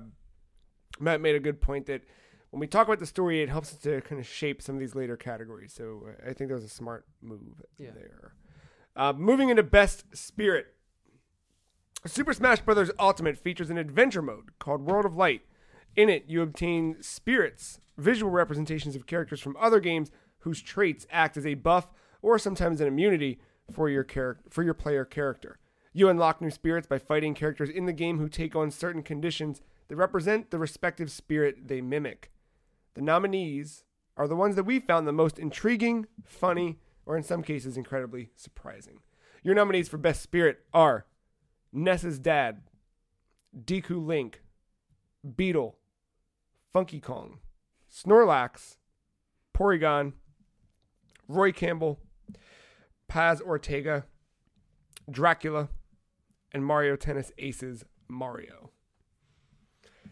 Oh, man. Now this involves the entire fight as well as the spirit itself. Yeah, right. Like it, because some of these are. It's the way that not only like that these spirits are in the game, but how these spirits are presented by the non-playable character. I don't know. Unless anyone objects, I'm immediately cutting Mario Tennis Aces Mario. It's just a very cathartic move for me to cut Mario Tennis. So go for it. There it is. Can you want to explain? I got it. No. I mean, you want to Spirit. explain what that one is, though. So yeah, that was actually what was the stage? Because it was very like smallish, like from left to right. I think it was Woohoo Island, but it was locked on one thing, so it didn't move. Like it was definitely like a stadium. Yeah. Yeah. So it's this very small stage, and you're facing I think just one. It's one Mario, right?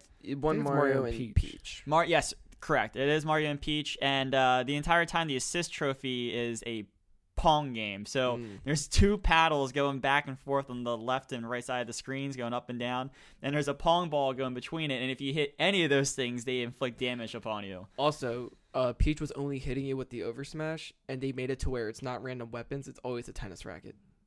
I don't even know. It's like the small touches like that. Yep.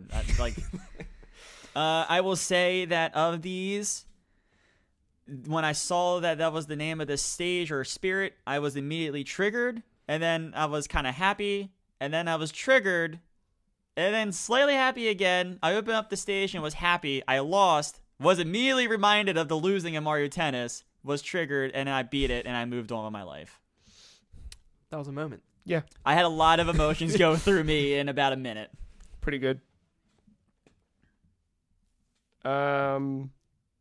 Go through. So Yeah, I've like, seen most of couldn't- them, but I don't remember some Yeah, of them. I don't and remember. They all kind of blur together for me, and I haven't seen all of World of Light either. As Yeah. I'm only on the second map, Can evidently. I add a one lot. more to the list just for fun? Sure. Buzz Buzz. Oh god. What was the Buzz fight? I remember seeing it. So Buzz, you had to fight a tiny Mr. Game & Watch in the stage Onet, and it was a timed battle, but he didn't fucking move. He just murdered him. Yeah. It's pretty good. His spirit perk sucks too. Yeah. It's like a trade off. You start off with 30% damage, but like you're like stronger or something. That sounds right. I would deal more special power if you use like Man. magic and stuff. Yeah. Okay, so Ness's father. You have to fight against Snake with Ness in Onet. The win condition is you have to defeat the main fighter to win. The spirit itself is represented by a telephone, but in the game, you have to fight Snake. However, the enemy is invisible, which is just fucking. And for those perfect. who don't know, in Earthbound, to save your games, you call Your dad. home, Yeah. and you call your dad, and that's how you save your game. So you never see your dad, but so the phone is the closest thing that you have to a dad. Which is just so. And the fucking- spirit is literally that pixelated image of the phone. Same for Buzz. Yeah. Yeah, It's yep. just It's a little the dot. fucking sprite. Buzz, also a character from Earthbound, in case you don't know. yeah, I also, He dies very early. I just love that they call it Ness's dad. Like he doesn't even have a name. yeah. No, Does- just- Deku Link is Diddy Kong, but he can only use Oh, shut up. Shoot the neutral special, peanuts. shooting peanuts. I don't. this I one. can't. I can't remember if I did this. That I was remember pretty this good. one. Beetle, you know Beetle from The Legend of Zelda, The merchant. the merchant. Could you describe him physically for me? What is he wearing on his up top? Just a bowl cut. Just a bowl cut? Does he have a shirt on? No. So in, Oh right. in this, you have to fight shirtless Shulk, Thank you. which is pretty good. What else do we have? Funky Kong. Funky Kong is... Sorry, I'm trying to pull up so we have exactly... I mean, that's just a different colored Donkey Kong, right? No, I thought there was something good about him. The shit. I Yeah, remember being slightly frustrated Sorry. by him, I think. Funky Kong, you have to fight Diddy Kong and Donkey Kong Oh right. with Captain Falcon, who only uses bullet bills. And Captain Falcon's meant to represent Funky on the bullet bill. Oh, Captain Falcon is fun. Okay. Yep. So you're fighting all three of them. Mm-hmm. That's right. Bullet bills. Snorlax was another one we had. And Snorlax, I just can't remember who you fight. Is it DDD? That could be it. I can't remember who that was. I remember, once again, remember fighting Snorlax, just don't remember I the don't. fight. I don't remember that at all. It all blends Snorlax, together. you fight a giant King K. Rool. The conditions are that the enemy does not move, and it's a timed stamina battle. Oh yeah, because you're on the Animal Crossing island, and I kept trying to knock him off, and he kept hopping back on. Yeah, Right. Okay. Yeah, I remember that. which is pretty good. There's Porygon. So Porygon, you fight a wireframe Little Mac in Pokemon Stadium, Right. which is just silly and whatever. Then we've got Roy Campbell. I forget who you fight. You fight Snake, and randomly your controls will get reversed. Oh. Okay. Because like Psycho Mantis or whatever, right? Yeah, but that's not Roy Campbell. Yeah. Okay, that one's not that fun then. Maybe it's just like a nod. Maybe, to yeah, just all it's of because you it. can't have Psycho Mantis, I guess. Yeah. Is he not in it? Is Paz Ortega a Metal Gear character? Yes. Okay. So the Paz Ortega one, I had to look up but I'm happy that I did. So Paz Ortega, Matt, if I'm not mistaken, you correct me if I'm wrong, Paz Ortega is a character from Metal Gear who you had to do something regarding disarming bombs, but you couldn't find another bomb, and it's heavily insinuated that they, whoever they are, hid a bomb inside of her vagina and then blew it up. Oh shit. Yeah, so that's the end of Ground Zeroes. You rescue Paz, who is a character from Peace Walker. You rescue Paz, and you're on the helicopter, and you find a bomb, and you disarm a bomb. Then there's like something else going on, and you figure out there's another bomb inside of her, and insinuating that it's in her vajayjay. And and then That's crazy. So that bomb goes off, and that's what causes the helicopter to crash into Mother Base and the entire fucking Mother Base to go down, sparking the events of Metal Gear Solid 5. Damn. So keep that in mind. And remember that in Super Smash Brothers, Right. you fight a female villager who's accompanied by Rob. Female villager comes equipped with a Bob-omb. And after a little while of playing the game, Bob-ombs will rain from the sky. And Rob is giant to, I guess, simulate like a Metal Gear or something. Yeah, Probably, yeah, Rex. Wow. So there's that. So I have a vote.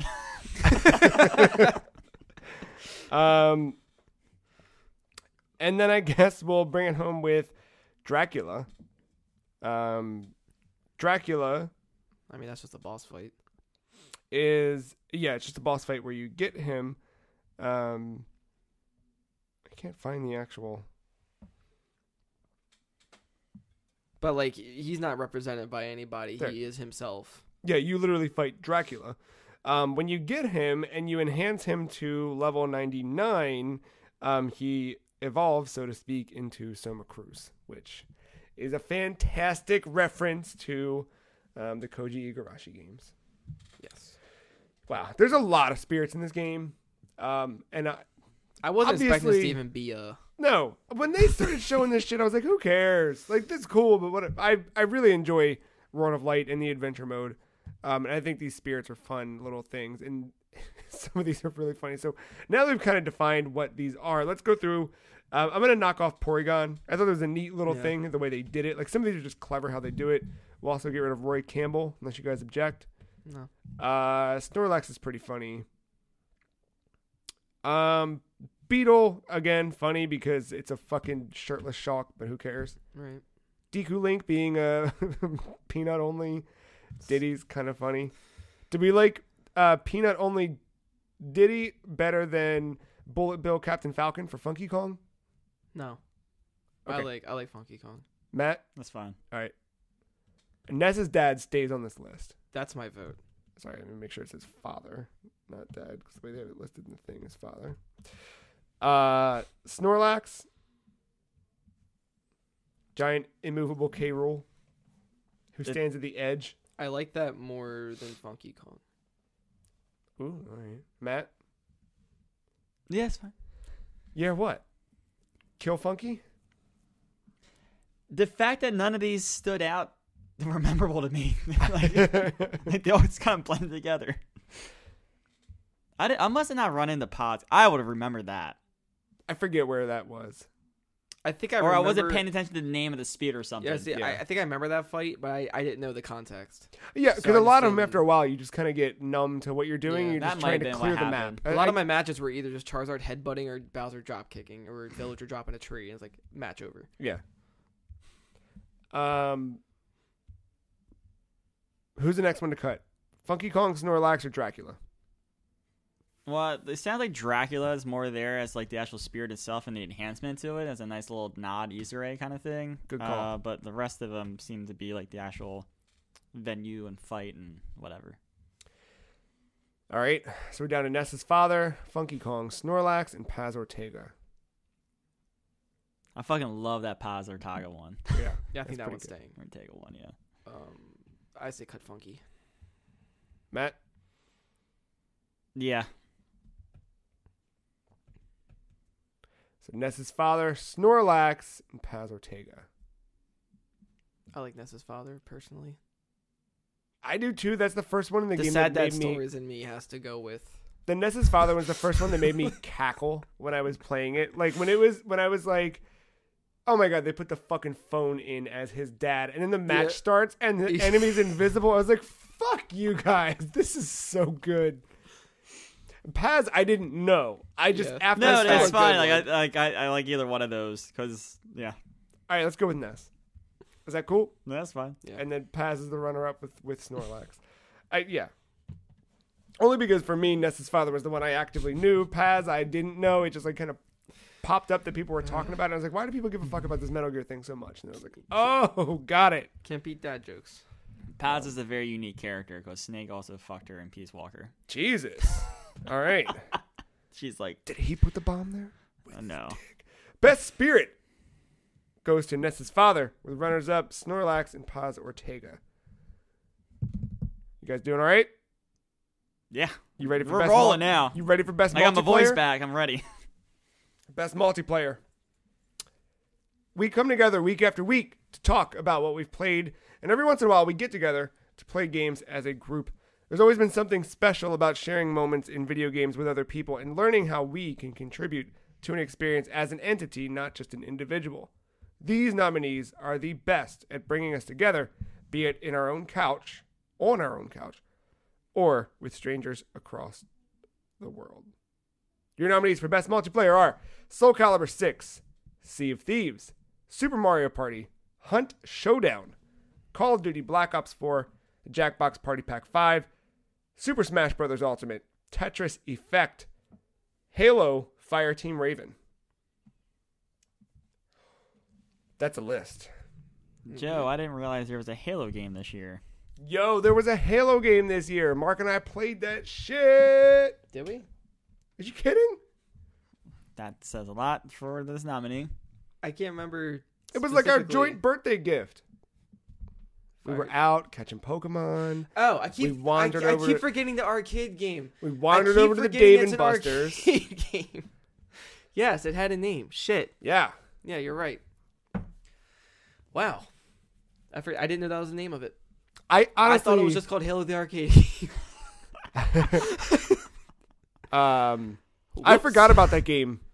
No, I remember it now. Yeah, no, but like I forgot that was this year. You know what I mean? Like, Yeah, it because wasn't- when you said Halo Fireteam Raven, I'm thinking multiplayer. I'm like, is there a on Xbox?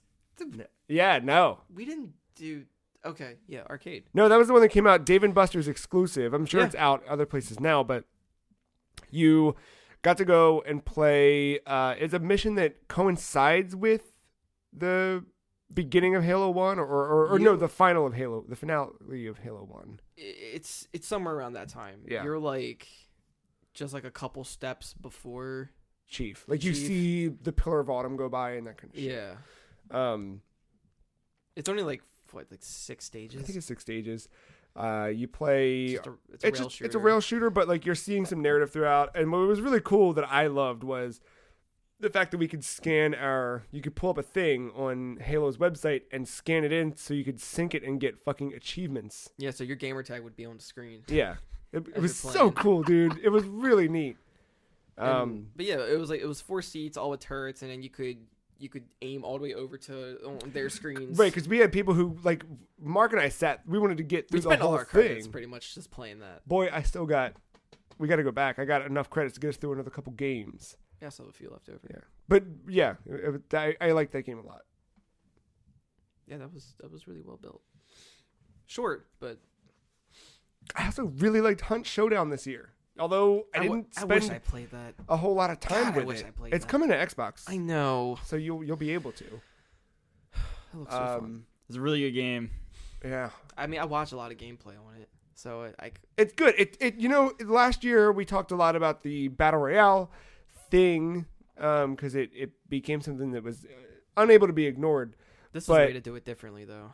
Yes. It was, and it was a way to make it intense. Like it Mm-hmm. combines like some of the elements that make Bloodborne or something like that so great with what makes an online multiplayer shooter so great. A game like Evolve that didn't quite hit the mark. This kind of does those things a little bit better or more effectively in a way. I enjoyed that game a lot, but albeit I didn't play a whole lot of it. I mean, I didn't play the most of that either compared to some of these games on this list, but I don't know that for a game that's multiplayer focused, it felt truly unique.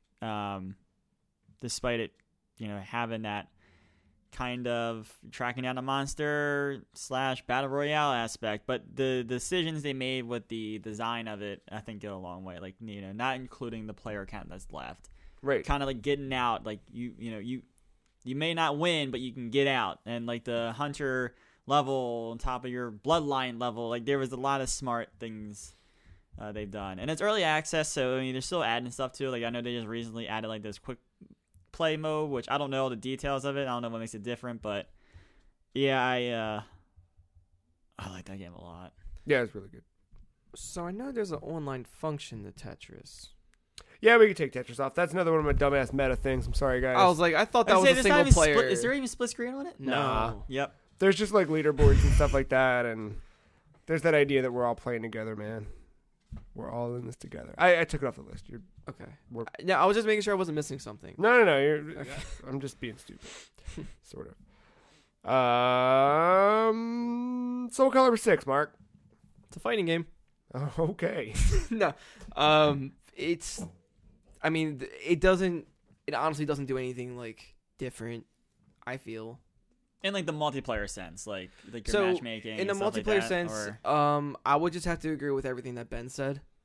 Where That's it's it, yeah. like if you're not playing a create a soul character, you're probably gonna have a better time playing with just the main characters and just having that intense combat. And I mean, the game itself did something different with the new mechanics of like when it comes like to the zoom ins and the close calls and the rock paper scissors mechanic and all that stuff. I think that's good, especially against other players, or else. I mean, it's different than obviously playing against AI, but other than that, Okay. I don't know what else I can say about it. Take it off the list. I would say in terms of experience with all these and just that time with it, yeah, I would have to take it off. Cool. Matt, I think you spent the most time with Call of Duty Black Ops 1111. Yeah. Oh, yeah, I fixed it. Someone put 4 in there, and Yeah, no, it's been fixed. I look. The main draw to that is the battle royale mode, and what did we just say about Hunt? It did something different from the battle royale mode. Netcode's fine. It's Call of Duty. I mean, it's worth mentioning because I didn't think I'd be talking about Black Ops 4 game at Game of the Year here. Nope.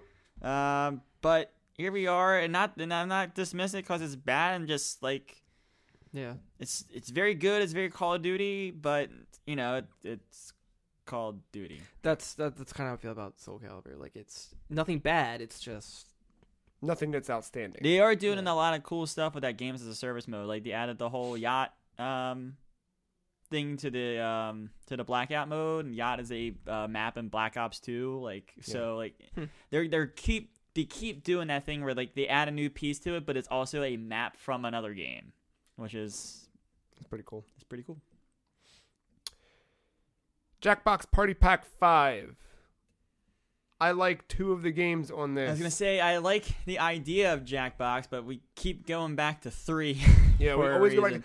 I feel good about some of the ones in 5. Like the last time we sat down as a group and played Jackbox Party Pack 5, we had a good ass time. But we also opened up You Don't Know Jack and we went, what the fuck is this?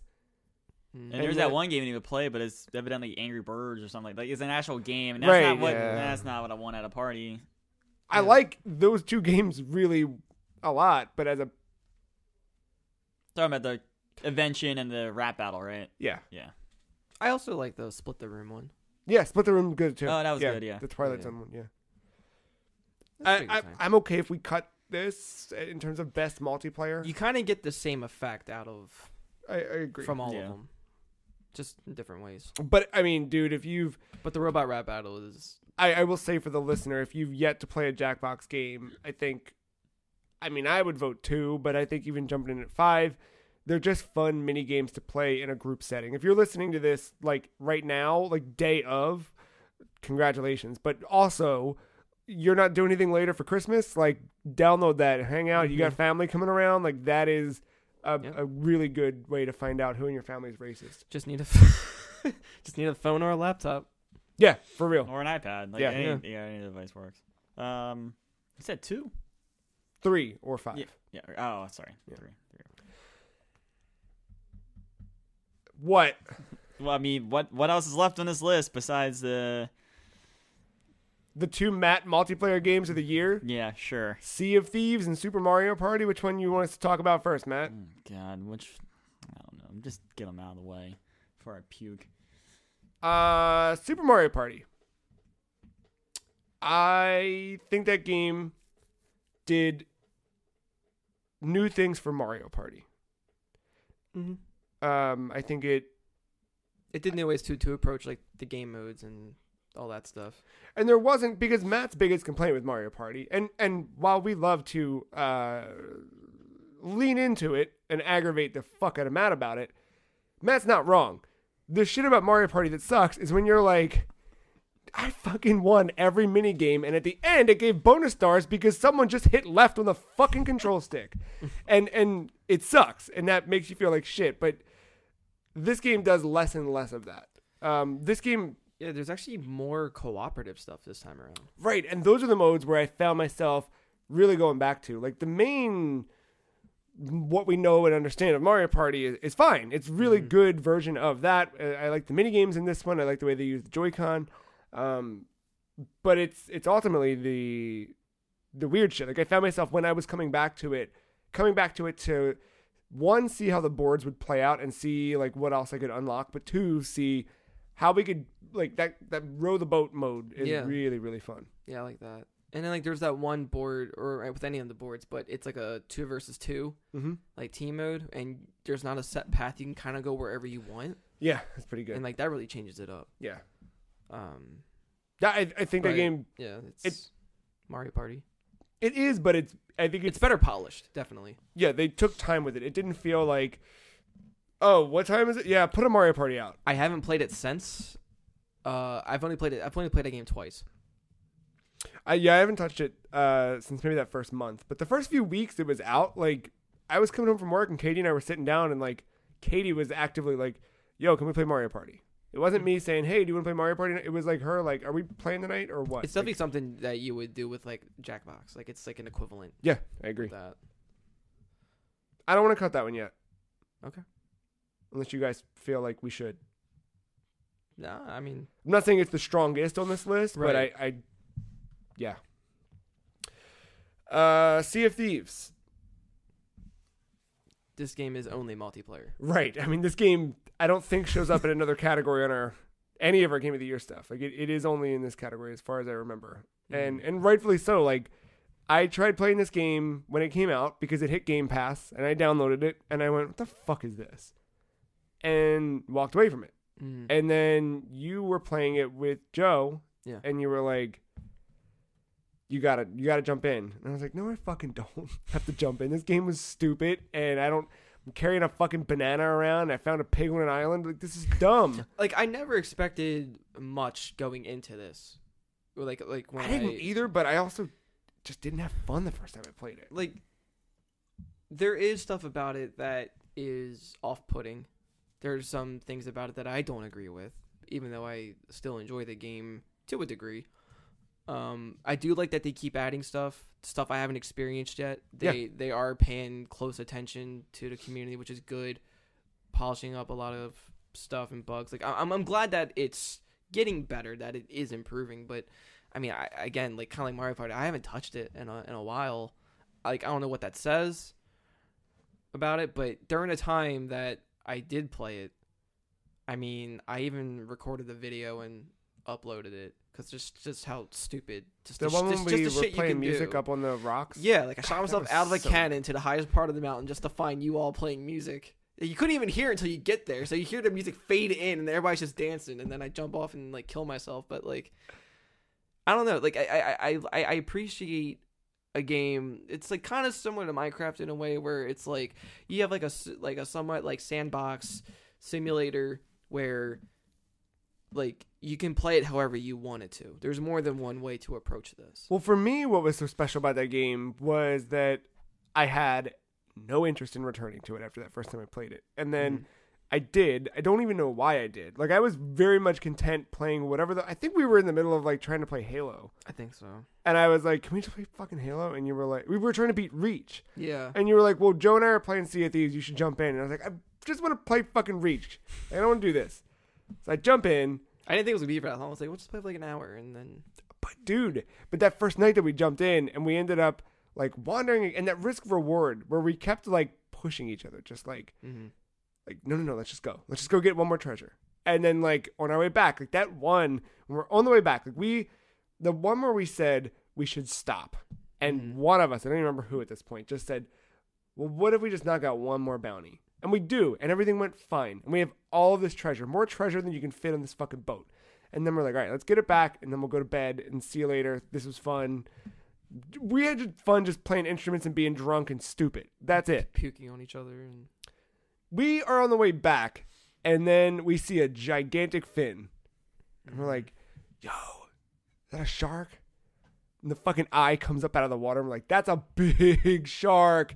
And then, like, that whole experience of, like, oh my God, I can't believe we fucking risked it for all of this. And then the Megalodon is after us, like, literally chomping away our boat bite by bite.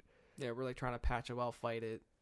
Fight. Like, we don't know how to kill it. If we can kill it, we weren't sure. It was going to take a lot more than what we had. But we didn't know that. We're like, we fuck didn't it. know We'll that. just keep, like, firing It was so cannonballs stressful. at it. It was so stressful. But And it was like, but so much collaboration. Like, so much, like, and like, direct, like, hey, I'm going to board up this. Can you keep firing bullets? You steer us to, like, we just worked so well together, and it all clicked.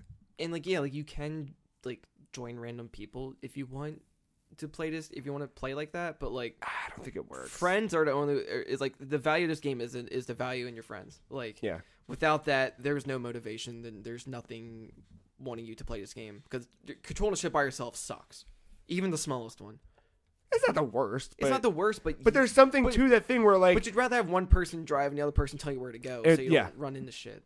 And it's like, so I really appreciate, like, I love cooperative games. So like I love that teamwork. I love that just working together. But I agree. I thought it was really cool. Yeah, I mean it's definitely the most different out of our list. Agreed. And Super Smash Bros. Ultimate is on the list, which obvious, but you know, I think some of the things this game does really well, multiplayer wise, is that front end of rule sets and stages, and it gets all that stuff. Oh yeah, having preset stuff to choose from. Because you know how you and your friends play, so making that the way you play every time and not having to go in and manually change it, like, I think it adds a lot to the multiplayer experience for this game. And even though there's a tournament mode on it, I went to a friend's house where the tourney was just a separate set of rules in the multiplayer thing, instead of using the tournament bracket. So that maybe, but you could do either or. Like, there's so much customization to this version of the game that makes it so that however you and your friends. So they had it to where only certain levels were picked. Yeah, I love that. It picked it for you. Yep. And I was like, okay, all right, I like this. Yeah. I mean, it's cool that you can just even do that. Name it whatever you want. Yeah. I think it's the best Smash Brothers. Agreed. Out of all of them, I know it's the latest one. I'm sure everyone says that with every iteration that comes out, but like it really does feel like they really just polished and upgraded everything. Yeah. It's a solid ass Especially the glitch with Isabelle, where you put a fishing rod to an assist trophy and you keep spawning the same assist trophies. There's like 1,000 Rathalos on the stage. It's pretty good. Favorite character. Yeah. Oh, yeah, of course. All right, what's next to get cut? Right now our list is Sea of Thieves, Super Mario Party, Hunt Showdown, Super Smash Bros. Ultimate, and Halo Fireteam Raven. Is the Halo game really sticking on this list? I would cut that one. All right. Only because I have to keep paying for it, and it's short-lived. Yeah. But it was cool. Like, I thought it was a neat experience. It is cool. But there's better Halo games. I want Hunt to make that short list. And the fact that I'm triggered by 2 of these games, I don't think it's fair that I vote. I like Hunt a lot. But I had really good times with these other 3 games. I'm gonna say cut Mario Party.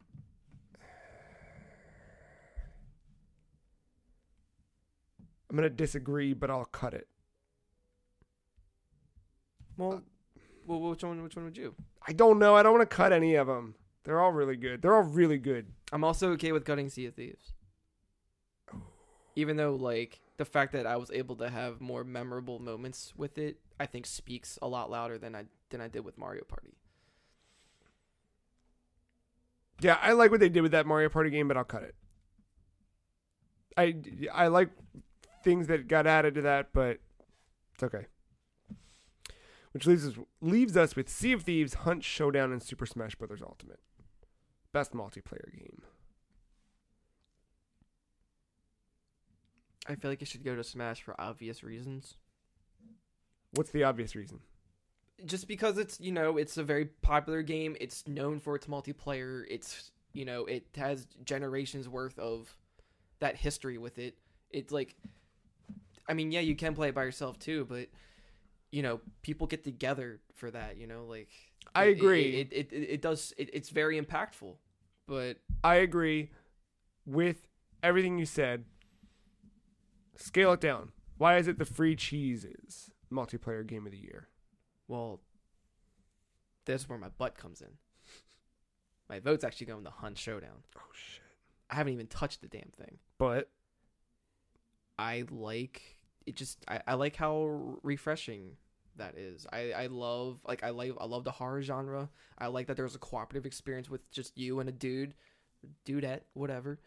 And not only are you worrying about other people, but you're worrying about other creatures, and there's just so much going on, but it does it in a way that isn't entirely stressful in a negative sense, but it's like a good kind of stress to want to keep you moving and advancing. I don't know, like, and it's, I don't know, it has a weird way of balancing all that together, and I like that DNA that it's formed. Yeah. Matt? Mine's Hunt, but with Smash a close second. Agreed. I'm leaning towards Smash only because I'm thinking about the fact that a year from now, what are we going to be playing? And my gut tells me Smash because we always play Smash. And I like this version of Smash a lot. And I think there's so much variety that's there. Like, Hunt is really good. Hunt also has better online. Well, wait, I retried the online after the patch. Online's better in Ultimate. It's good. No latency issues. So the first time I tried Smash, 3 out of 3 matches were filled with latency bullshit. Mm-hmm. The second time I did it online, I played 15 and one of them was bad. What about like searching for a match? Like, don't you have to be like super specific with what you want? Yep, and I got it every time. But you can't just pick like a generic like. Oh, you can. You can say what you can choose your own rule set or not. And I chose one and got it every time. Which one's free to play online? That does not fucking weigh into this. Like, I'm triggered. That's all I No, wanted but to do. no, I mean, I honestly don't care, Smash or Hunt. I mean, Hunt no, appeals more to me. You prove a good point. Like, because take Smash for Wii U, for example. That was one that we kept going back to. We've done live streams with it. Yeah, I mean, like that we will play that game forever. Definitely more moments out of that than anything else. It's not to say that like Hunt is really fucking good, but I like when what did Hunt does, We haven't but- touched it since fucking June or Yeah, something. true, I you know what I mean, mean? right. Like, Yeah. So like I said, Smash did feel like the obvious one, but yeah, no, I know. I just didn't want to Yeah. like say it just because I wanted us to have a good reason. no, for it. I think longevity is an important part here, and that one definitely stands to the test of that. And of these, right? Like already, Smash. Even in the few weeks it's been out, I've already had so much fun with. Like, We have a whole section dedicated to spirits. well, in that's this. just because we're stupid. Like, but, I'm just saying, this is how much Smash yeah. affects us. But I loved like that first day or night, like right at midnight when it unlocked. Like we were hanging out and playing it and unlocking characters and like having fun. Just a good time. Yeah. All right. Well, our best multiplayer game, Super Smash Bros. Ultimate, with runners-up Sea of Thieves and Hunt Showdown. Let's move into our final category for today, best DLC or expansion. The creation of a sequel to a game takes a long time. Developers want to add to the original in ways that make its successor something worth playing. It can be difficult to find ways to surprise the player in the same way that the first title could. For that, we're lucky to have the release of extra content in our existing games. This content might sometimes be small, like a new feature or a set of features. Other times, it might be a massive expansion that keeps us playing long after the end of the original game. These nominees brought us back to the games that we already loved and made them better than they were. Your nominees are Sonic Mania Plus, Street Fighter V Arcade Edition, Prey Moon Crash, Destiny 2 Forsaken, Splatoon 2 Octo Expansion, and the Ninja Turtles in Injustice 2. Man, there's some good video games this year. What was added to Plus? I forget. So Sonic Mania Plus? Yeah. So you had 2 new characters, Mighty the Armadillo and Ray the Flying Squirrel. Yep, because I know who they are. Each had they're from like They were like yeah, they were the OGs. Yeah. They play differently too. So like, Mighty had a ground pound basically, and Spikes took more than one turn to hurt him. So the first time you're just like invincible for a bit. Ray can fly via a la like Mario World with the cape, but you don't control it the same way. It's more left and right base versus up and down or whatever.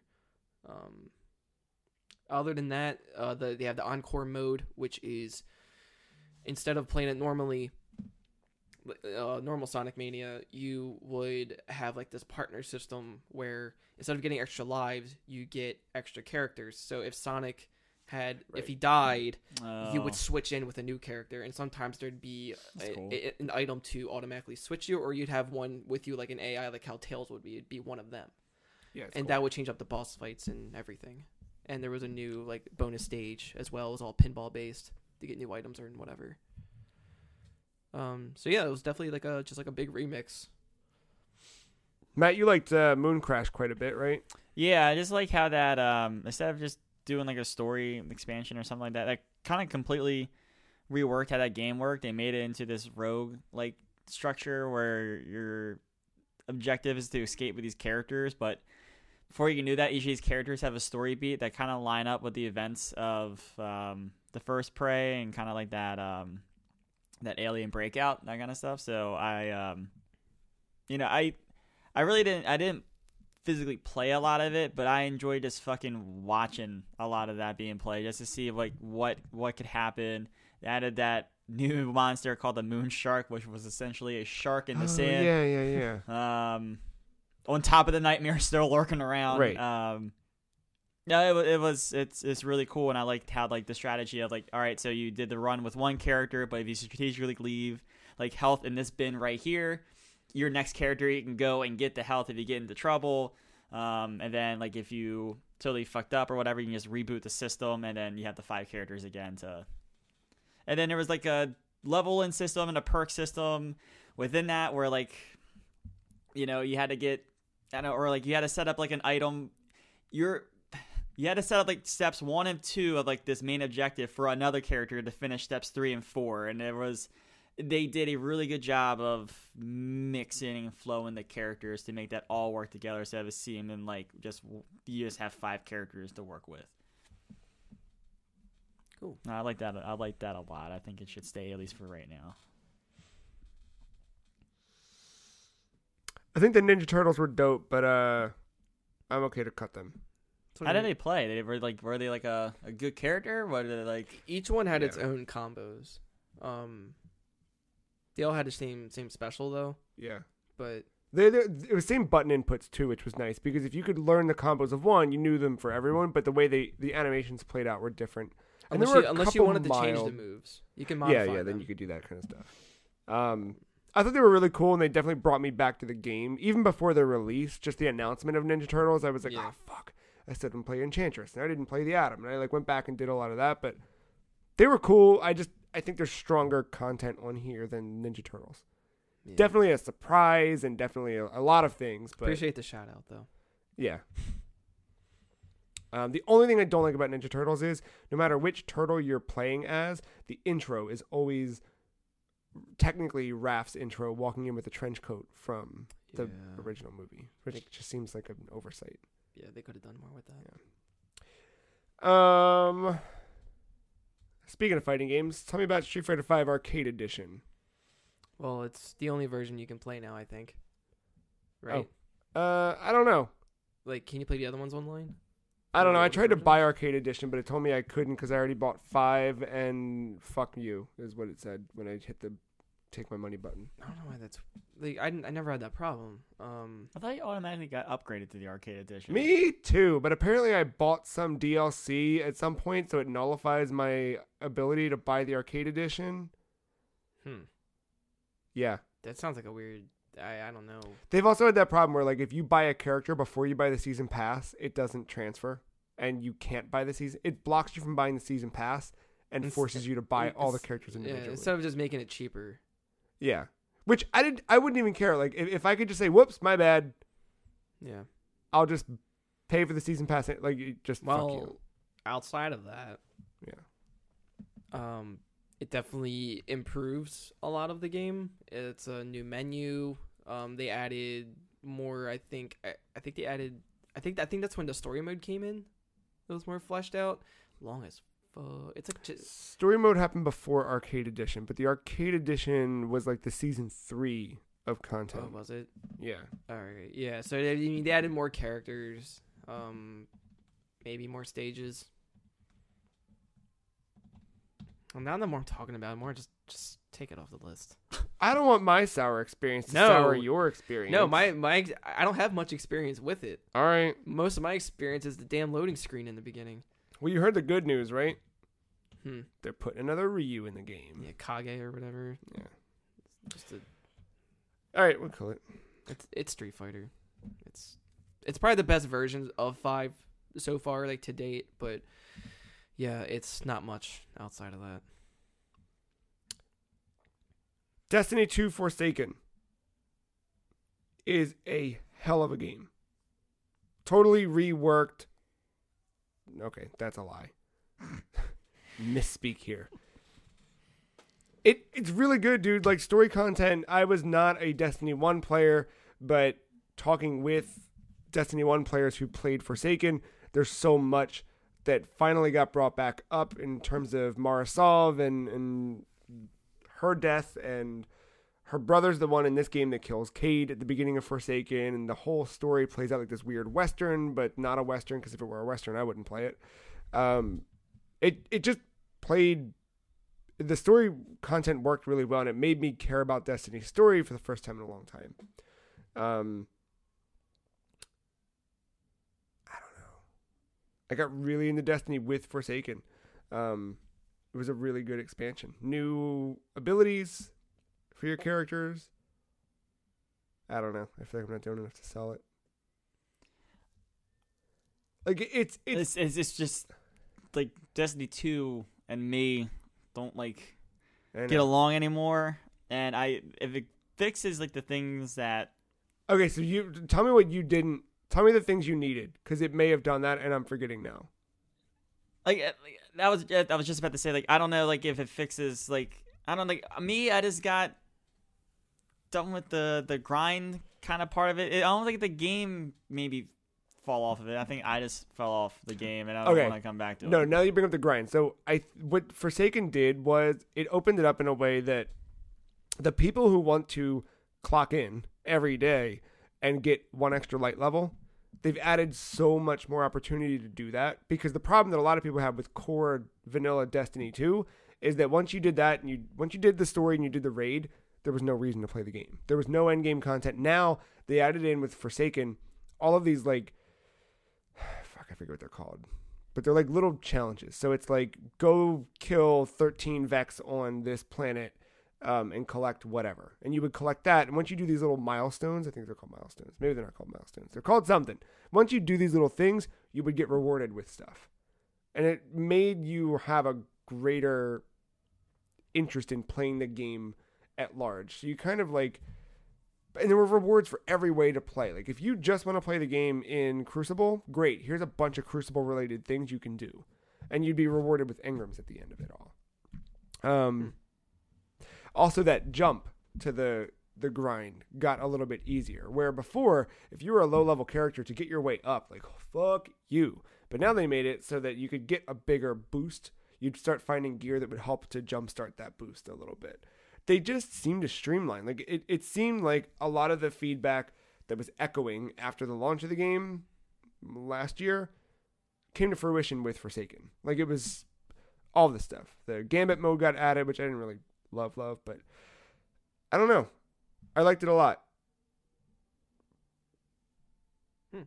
But I also like Splatoon 2, the Octo expansion. A whole lot. Did you guys play that? I just watched what you No. did. Man.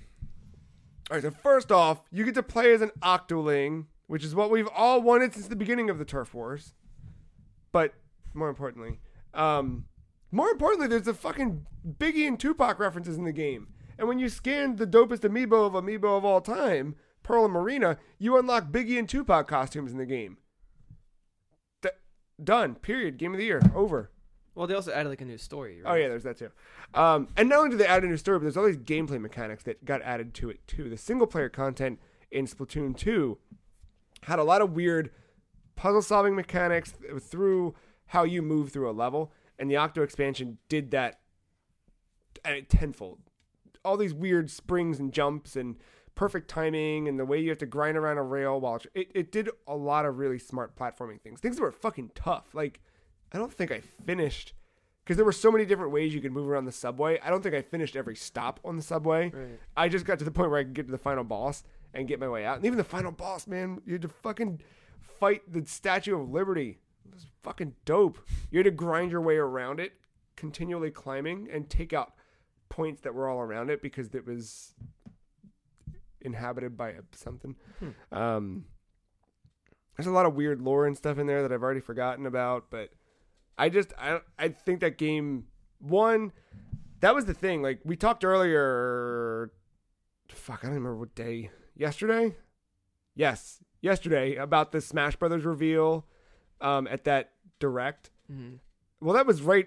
We saw that because they announced Inkling as a playable character, but it was right after announcing the Octo expansion, which we were completely surprised about as well. Like, holy shit, they're adding all this content. Like, it was a paid expansion. It wasn't a free expansion like the rest of their stuff, but it was so worth paying for. Like, you got this huge campaign with, like, what was it, 80 levels or something stupid like that? Unless you play as the Octolings in multiplayer. Right, which was really the only reason I bought it. The music in that was so good. Like, that Octo expansion music, like, I could listen to that by itself outside of the game. The regular game, like, there's a couple of songs that play during Splatfest that I would want to, listen to while I'm alone. This one I could just, like, play the whole soundtrack. I love the weird, like, 80s vibe thing that they had that was going my on. favorite Like, thing there's about. Yeah, it's good aesthetic. real good aesthetic. That's a really that's my vote. I'll kill Destiny off this list just for Splatoon. Damn. And I like Destiny 2 Forsaken a whole lot. Like, I thought that story was really good. The stuff they did with Aldrin Sov was fucked up. That guy's a dick. But also, was he really a dick? Don't know. You have to play. He wasn't a dick. He was being mind controlled by this fucking weird thing. This weird little brain boy with a little thing. Looked like Krang. Oh, Yeah. okay. Speaking of Ninja Turtles, it's fucking cool. It's really fucking. All right, we gotta cut something.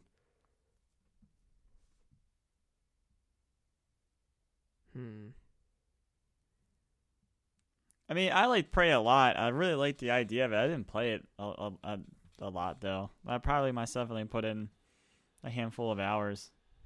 You think it's stronger than the rest of these three? Or any of these other three? I like conceptually what it did.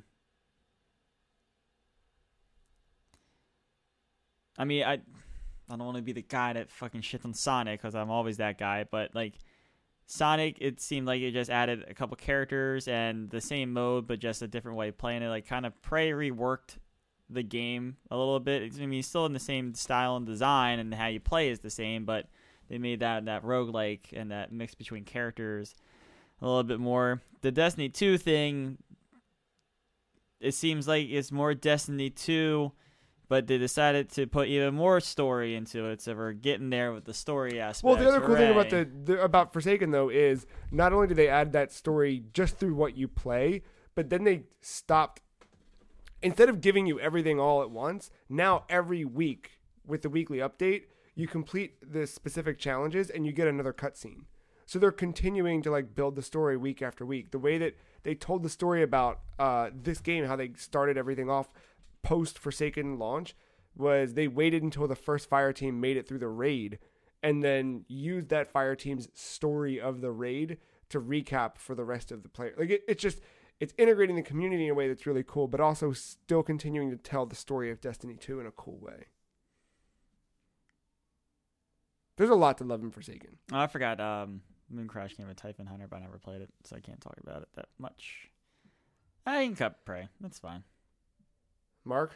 That's it. I mean, if I played it a lot more, I would sit here and defend it a lot more in its design, but... No, I mean, you do prove a point with Sonic. I mean, that game knows what it is, so I feel like it doesn't have to do much because it's just a platformer. I like that it was able to remix it. Like, even the levels were all color palettes swapped differently. I can't remember if the music was remixed or not. I don't remember. But It was a somewhat clever way to kind of make a pseudo sequel to the story mode. Didn't they release it physically with this edition too? yeah. Yeah, so I have that. But if you want to get digitally, it's only like $5. Yeah. Not bad for that price. The whole menu changes. They added like a lot of like dumb features on the side too. So like everything is reworked. It's definitely like everything looks more presentable. Not that it wasn't before, but they somehow improved upon it. But that's just visuals.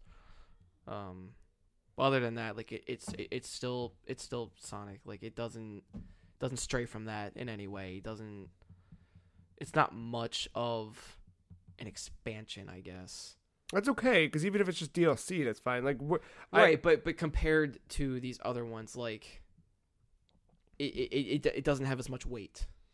I feel, though I do really appreciate it, but the truth is, that's just truth is truth. What do we cut here? I would say Sonic. Matt? Prey or Sonic, don't care. Well, I didn't play either of them, so I don't.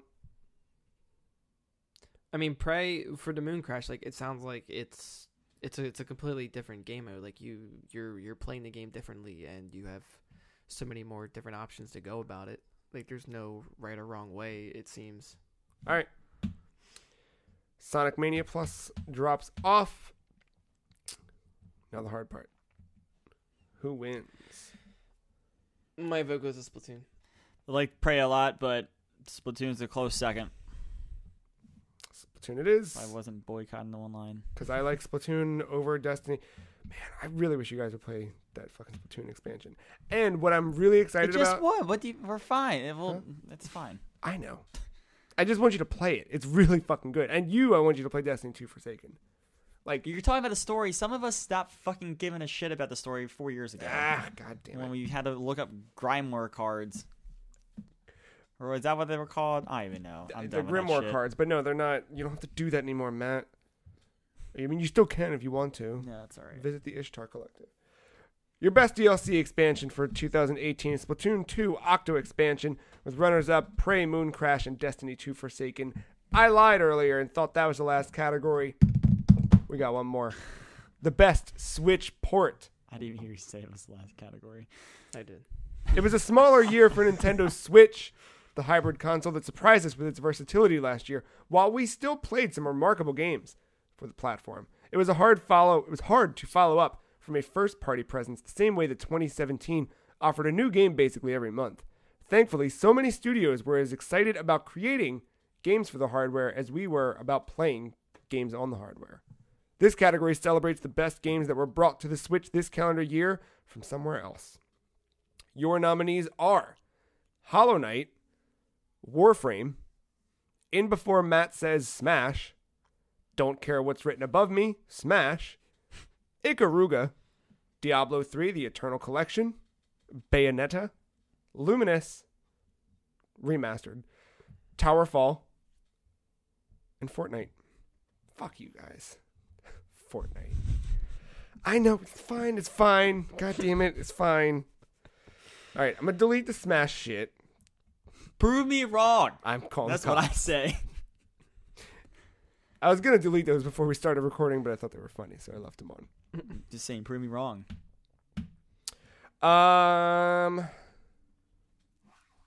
Fuck, and I forget what the full name of Towerfall is in this version, because I know it's not just Towerfall. Is it Ascension?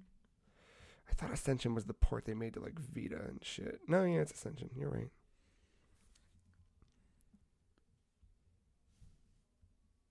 Man, the oil was dope. Sure. That's something someone could say. I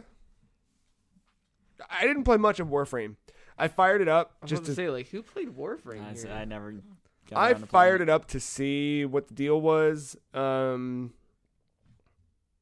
anecdotally, I liked the fact that the developers said that by porting it to Switch made the other versions of the game better. I think that's so cool. Same thing with Hollow Knight. Like the developers at Team Cherry said that all the improvements they learned on how to optimize that game for Switch and make it run as smooth and pretty as it did helped to benefit the other versions of that game, which is pretty cool. But I'm fine to cut Warframe.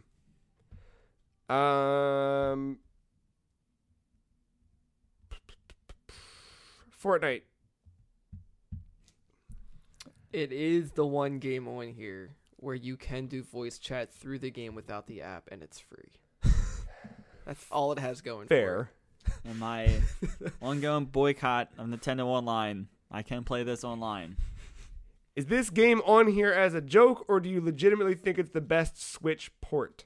I mean, Keeping look, them- it's not going to be the fucking prettiest for it. version of Fortnite, Graphically, it's shit. but Its draw distance is not good. like it plays well, it runs well online. Like it is I- the Fortnite experience, Does it? and it's cross-platform. I did play with people in different consoles. All right, it stays. Because what to me what this category is something that complements the Switch as much as the Switch complements it. Right? So like that idea that you can do so much with the Switch. You can gyroscope aim too. Right, like, okay, yeah, that's fine. And like it's a game that's made better by being on Switch, not I don't just that it was recommend it. brought there to sell it. Yeah. I think Who played Towerfall? I did. Okay. But we can cut that actually. I just didn't know much about it. It's a really, really good version of that game. And they added it's a wider screen mode and support for up to I think 6 players. Oh, okay. I bought it for a Friday Night Pizza party and then we didn't play it, and then I ended up just playing it by myself.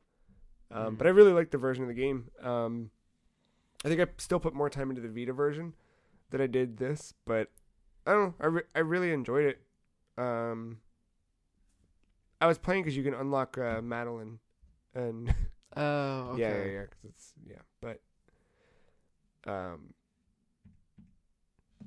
but yeah, I think it complements the Switch in that way that it can be a party game, and so can the Switch. But yeah.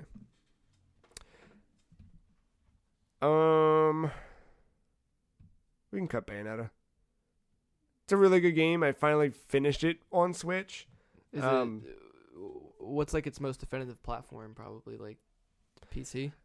You know, it probably runs best on PC and looks best, but I love that it's been on Wii U and Switch because of the weird-ass Nintendo shit they were able to add to it. Mm-hmm. Like, it's stupid, but being able to run around in a Link costume and pick up fucking rupees is I fun. like her Peach or Daisy outfit because when you summon the big fist or feet, it's Bowser's hands and feet. Yeah, that's going pretty cool, through. too.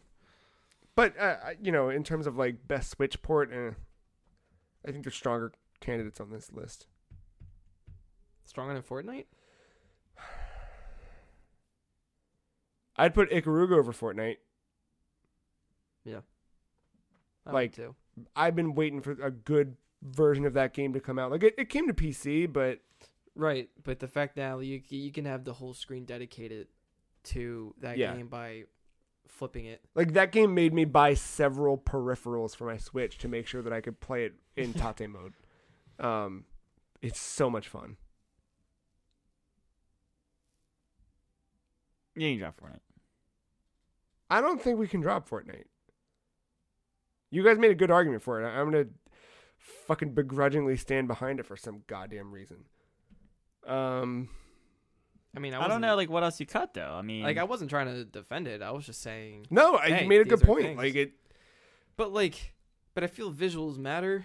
Well, here's another reason. yeah, that's True, but I also put I wanted this category to also point out the fact that last year was huge, right?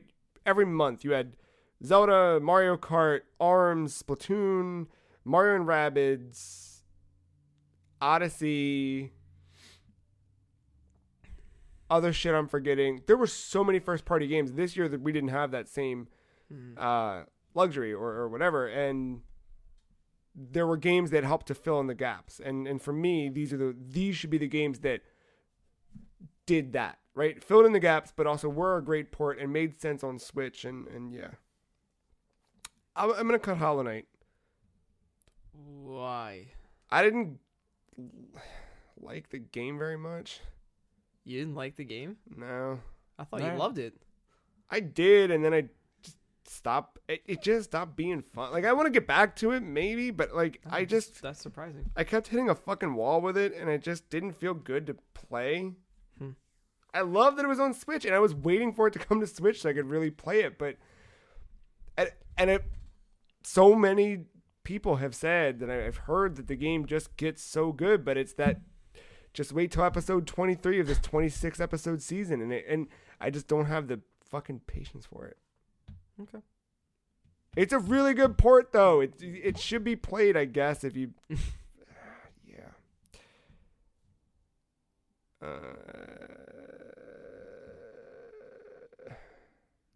so we got Ikaruga, Diablo, Luminous, Fortnite. It's We haven't even totally- talked about Diablo yet. Yeah, or Luminous. Yeah, or Luminous.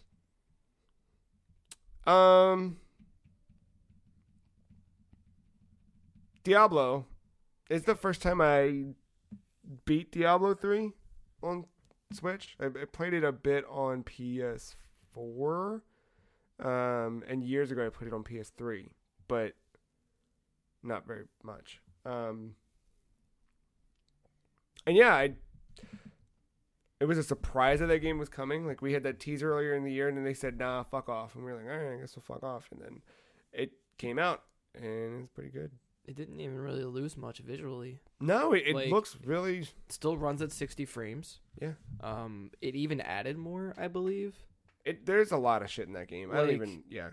Like something with the seasonal characters or campaigns or whatever. I think that's in the game itself. It's It's that not. game seasonal now. Okay. Yeah, it's Yeah. not just in the Switch version, but the Switch version supported it day one. Like Okay. you didn't have to wait for anything; you could add it in. Right. It's really solid, dude. Like that.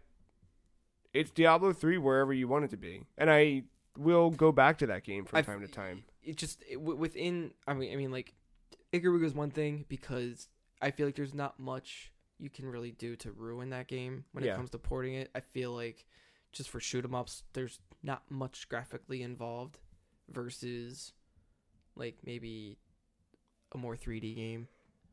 But I think Diablo, out of everything, I feel that has come to the Switch, like Wolfenstein and Doom and even Fortnite. Like this is the one Switch port that feels like it didn't really lose much. It didn't get the shitty end of the stick for once when it comes to getting a port. Yeah.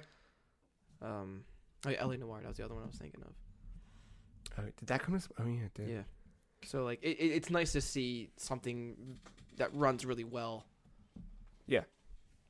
I mean, granted, you could say that it looks like something you'd play on a Vita or even a PSP at times, just because it's just maybe it's just less texture But at the same time, it doesn't work against it for me though. No, Because like that game doesn't need it. Right, like they optimized it so well, and I'm just impressed by that. And Luminous Remastered, like that was the first time playing that game that I felt like I was playing that game. Like I've tried to play the PS3 version of it, and I don't know. I like that version of the game a lot. Pop my headphones in, just getting lost in the music again, playing Luminous. See, I wish I played all of them to like know the difference. It just felt at home on Switch. Like the same way that the first one was so integral to the PSP experience, this one was like, yes, of course this is on Switch. Like when they announced Luminous Remastered, I was like, fantastic. Please be. Oh my God, yes, it's on Switch. Like it needed to be on. Okay. Yeah. So with that argument, then I would get rid of Fortnite because these three games the other three feel more appropriate for this system in comparison. Who wins? Diablo for me. I'm most impressed by Diablo, but I also really love the fact that Ikaruga can be supported natively. Me too. Yeah, Ikaruga fucking blew my mind. I also but also it's funny that's it. Can I tell you a real dumb thing that I did though with Ikaruga? I fucking I turned it so that I flipped the orientation of the display so that it was displaying it, right? Like, you know. Did you flip your TV? Well, I didn't flip my TV because it's big, but I did flip my body, and I just laid on the fucking couch sideways and had the full length of the TV because I can fucking do that because this game's good. Ikaruga? I just think I'm gonna say Diablo. I played none of these. I just know from afar that Diablo 3 is the one like I would pick up on my Switch. I love Ikaruga, but seriously, if all they needed to do was just flip a screen, I feel like Diablo did so much more to get where it's at. Like it had more had to be put into that. It had to. No, I know more had to be put into all of these. Yeah, but I mean, if I'm to be realistic about it, as much as I love Ikaruga, Diablo 3, yeah, it's a really yeah, and it honestly it helped to fill in a gap. Plus, you have what no other game has, and you have a Cuckoo from Zelda that picks up your gold for you. That's true. That's real true. Ganondorf armor is bullshit, though. Well, there you have it. The end of day 2. Oh, all right. Let's recap the awards real quick for day 2 of our Game of the Year coverage on freecheese.com. Best story goes to God of War with runners-up Marvel's Spider-Man and Red Dead Redemption. The best spirit in Super Smash Bros. Ultimate is Ness's father with runners-up Snorlax and Paz Ortega. Best multiplayer goes to Super Smash Bros. Ultimate. Runners-up Sea of Thieves, Hunt Showdown. The best DLC expansion is Splatoon 2, Octo Expansion. Runners-up Prey, Moon Crash, and Destiny 2 Forsaken. And your best Switch port, Diablo 3, Eternal Collection. Runners-up Ikaruga and Luminous Remastered. That is day 2. This is the Free Cheese. Stay tuned to thefreecheese.com all week long while we continue to award video games with some awards. That's it. We'll be back tomorrow with more. Rest up, boys. Oh, yeah. Well, thanks, Mark. Thanks, Matt. Thanks, listener, for listening. We'll see you tomorrow.